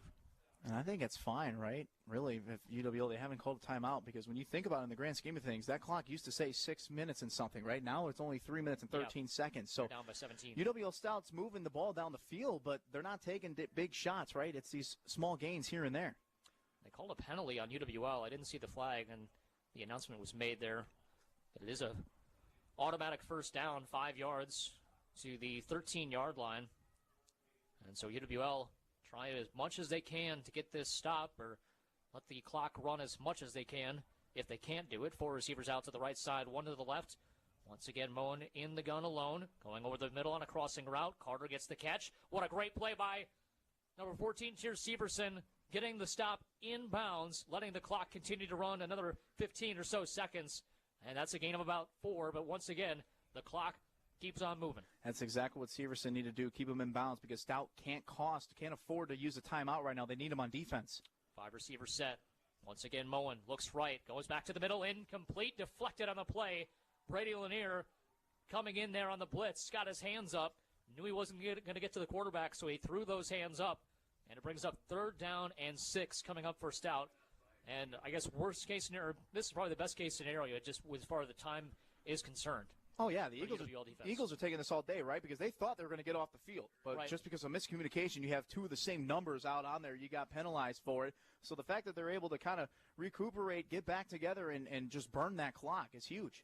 3rd down and 6 at the 8. They can get a first down at the 2. And now a blitz comes, and now it's incomplete. Moen got absolutely destroyed. Ball floated up into the air, and it's incomplete. So this is the game. 2:33 left. UWL was able to finally get pressure on Adam Moen. The offensive line is for Stout, for the most part, has been able to hold up. He's had a couple of sacks with Powell catching him from behind as he's trying to scramble, but when he's wanted to stay in that pocket, he could whenever he wanted to. But that time, UWL gets the pressure home. And you mentioned this is the game here because Stout's looking for the touchdown. They're not worried about the field goal until that being the very last thing that they need to do to try to come back and win it. They're looking for touchdown first. Carter goes in motion to the right side alongside Evans. 1 receiver out to the left side. Play action fake. Moen to the right. That's going to be incomplete. Broken up. UWL takes the ball over. Sam Baumgard able to stick that hand in there. And it'll be 1st and 10 for the Eagles at their own 8 with 2:29 to go. And the Eagles are feeling it right now, trying to once again get one step closer to a WIAC title to go to 6-1, 4-1 in this conference. Yeah, happy November, Drew. The UWL Eagles are very close to just being a one-loss conference team, and there will only be 2 of those teams left going into next week. What a spot that the Eagles are in. What a game that they played today. And, again, it goes back to this defense, right? Just kind of the shift in energy that we saw from Platteville to Oshkosh and then carrying that momentum from Oshkosh into this weekend against UW-Stout. You saw it unfold here today. Just another great job from everybody. Over in River Falls, it's River Falls 45, Whitewater 14. So that is very much in the hands of the Falcons. It's going to be a draw play, bouncing through and shifting for a couple of yards. I think it's Braden Ott. He gets it out to the 10-yard line. And a timeout called for by UW-Stout. Let's take a quick 30-second break ourselves and be back after this. This is College Football Live on WKTY. Want to get to Lambeau Field this season? Anyone who's ever been to Lambeau knows traffic is a nightmare, and so's parking. Don't deal with any of it. You went to the game to have fun, so have some fun. Leave the driving to us. Speaking of fun, we'll get you into the pregame tailgate party over at the Resch Center with free food and beverages, premier parking, super quick access to Lambeau Field, and we'll get you out of there and home quick afterwards. No driving, no traffic, no headaches, nothing but fun. Transportation and tailgate party passes available now. You got your tickets, now get your ride to Lambeau Field. Get to WiscoTrips.com for more.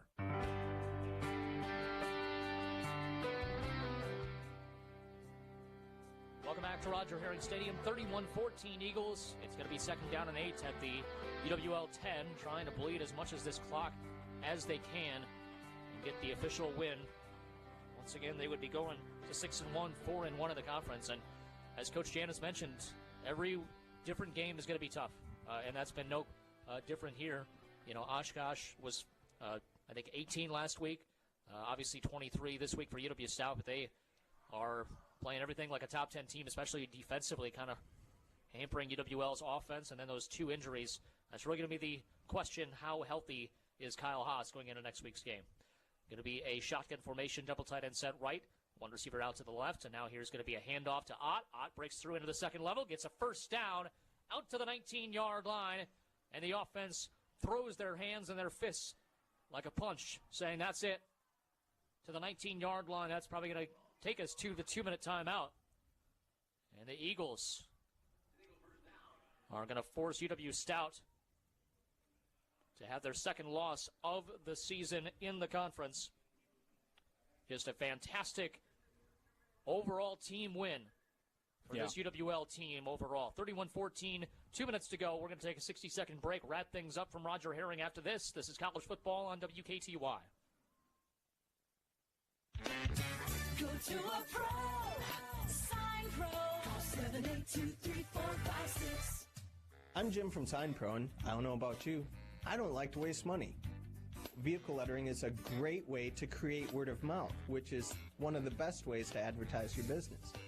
We're going to work up a design, we're going to show you a proof exactly what it's going to look like and give you a firm price, and there's no charge. It's a free estimate, so there's nothing to risk. If you look at how much it costs to letter the vehicles that you already have in your fleet, vehicle lettering is a really cost-effective way of advertising your business. Look at how long you're going to have your vehicle, 2 or 3 years, and divide that out, and that is an amazing bargain for an ad that's constantly in motion. Give us a call at Sign Pro. It's a really easy way to find out how economical and effective your advertising can be. Go to a pro. Sign Pro. 7823456.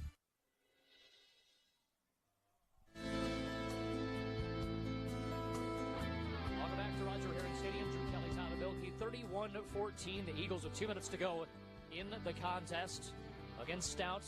It was 14-7 at the half, and the Eagles have really put their stamp on this football game. There'll be a handoff to Braden Ott. Doesn't get much as the defensive line sold out to stop the run. They did so. Loss of a yard. Timeout has been called once again by UW-Stout. Let's keep it here as we watch these last couple of minutes here. And as we were talking off air, Tyler, it's really about the health of Kyle Haas against the obviously number one offense in the WIAC with the River Falls Falcons. And they just scored again. So that's now in the 50s for River Falls. 51-14, and I guess still got 7:33 to go in the game. It's going to be a long week for these defensive coaches, obviously Matt Janis being one of them, to be able to figure out some way to stop Caleb Blaha and this Falcon offense. It's going to be a tough week, but obviously you give a lot of confidence with this pressure that UWL has been able to force against Adam Moen here. Adam Moen's here today. Yeah, and Coach Janis has mentioned a couple post games how he just doesn't get any sleep for some of these weeks. I got a feeling River Falls, he's not going to get more than 2 hours every single night, and especially with the rest of this defensive coaching staff. And when you mentioned with the availability of Kyle Haas, we don't want it to feel like this, but it does feel like it's just going to be a catch-up game, right? How can you keep up with Caleb Blaha and that River Falls Falcons offense? It'll be really interesting to see. But to that, look what UW-Oshkosh did to River Falls. They only held them to 17 points, so anything's possible in the WIAC. One receiver out to the right side, none left. Handoff, our keeper by Jacob Huber. Huber is on to the second level. Huber might have a house call. Huber 50, Huber 45, Huber 40, and he slides down, and they can kneel it out for the win after this. Great run by Huber. I thought he wanted a house call. He was running out of breath a little bit. Finally does the smart thing and stops at the 38-yard line. But what an explosive play. Dane Walter firing the crowd up. His final regular season game at UWL. The seniors will once again go undefeated at home here for their senior year.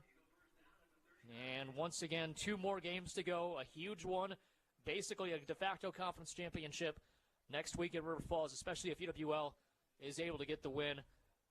And once again, a kneel down by Jacob Huber. What a performance by these Eagles in the second half. They were able to do the job defensively when they needed it. Offense stepped up big time to help out their 2 backup quarterbacks. Nolan Mosier engineers the touchdown drive. And UWL is going to come out of here with a very impressive 31-14 win. I mean, this just has to feel good, too, really more specifically for not only all the seniors, but Jacob Huber especially, right? Yep. I mean, this guy shows up to practice week in and week out every single day, knowing he's not QB1, right? But the fact that he stepped up when they needed him, he got a touchdown drive himself, and then just seeing that keeper, too, to get the first down and really ice this game, and the fact that he's kneeling it, that just means everything. That's what this program's all about, everybody contributing, and you just saw this is a perfect example here today. Jack Janke, offensive line, everybody giving Jacob Huber a ton of love and well-deserved as he's able to finish it off for UWL after Nolan Mosier took that huge hit as he got the touchdown, gave up his body, and Jacob Huber, the third-string quarterback. I think a lot of people take him as their second or maybe first-string quarterback in this country, but that's just the talent and depth that Coach Janis acquires every single year on this team. You never know when your number is going to be called. You got to be able to take advantage of it when you get on the field. 31-14 the Eagles, and play the victory polka. It'll be River Falls coming up next week. Let's take a quick break, have the final stats for you, and wrap things up from Roger Herring after this. This is College Football Live on WKTY. If you're a sports fan, you can't afford to miss the Dan Patrick Show on WKTY. Would you say this has been a good tournament, great tournament, exciting tournament, or a little disappointing? Because I think we're looking for that surprise. If Oakland had made it to the Sweet 16, then we would probably say, boy, this has been a great tournament. It's hard to look at NC State and say, wow, Cinderella story. You're in a Power 5 conference, but NC State is your Cinderella story. You got your top 4 seeds, and then the next 4 seeds, and then you got 2 of your number 3 seeds that are in there. So a lot of chalk. And last year, I think if you totaled up the seeds in the Final Four, it was 23. We're probably not going to have anywhere near that this year. Felt like we were top-heavy, and it's certainly playing out that way that we're top-heavy. Don't miss the Dan Patrick Show, weekday mornings 9 to 11 on WKTY, 96.7 FM, 580 AM. More tips for putting the boat away for the season. Hi, I'm Kevin Millard, host of WKTY Outdoors. Some additional suggestions for what to do to keep your boat safe and secure as the snow flies. If you're going to store your boat outside for the winter, give some thought to putting blocks underneath the tires to get them up off the ground. It will reduce possible damage to the trailer tires. Also, you don't have to put a tarp over your boat if it already has a cover. By doing that, you run the risk of getting condensation between the tarp and boat cover, which can lead to mold and mildew on the cover. Lastly, make sure the live well and all of the tubing connected to it are completely cleared of water. Ice can cause all sorts of damage if not. Just run the bilge pump a couple of times and clear everything out. Get a little antifreeze too. By following these tips, you can save yourself a lot of hassle and likely some money when next spring rolls around. For more tips, listen to WKTY Outdoors, Saturdays at 8 on WKTY, 96.7 FM, 580 AM, or on the podcast found at WKTYSports.com. Midwest Family Entertainment. The holidays are just around the corner, and if you've got a company party to plan, we can help. I mean, come on, the holiday season is stressful enough on its own. We can do some music bingo, sing some karaoke, or just dance the night away. We can even bring along our digital photo booth so you can capture all the awesome memories with your coworkers, or the embarrassing memories too. So let's ring in the holidays together. Go to MidwestFamilyEntertainment.com to learn more about how we can make your holiday party slammin'. MidwestFamilyEntertainment.com.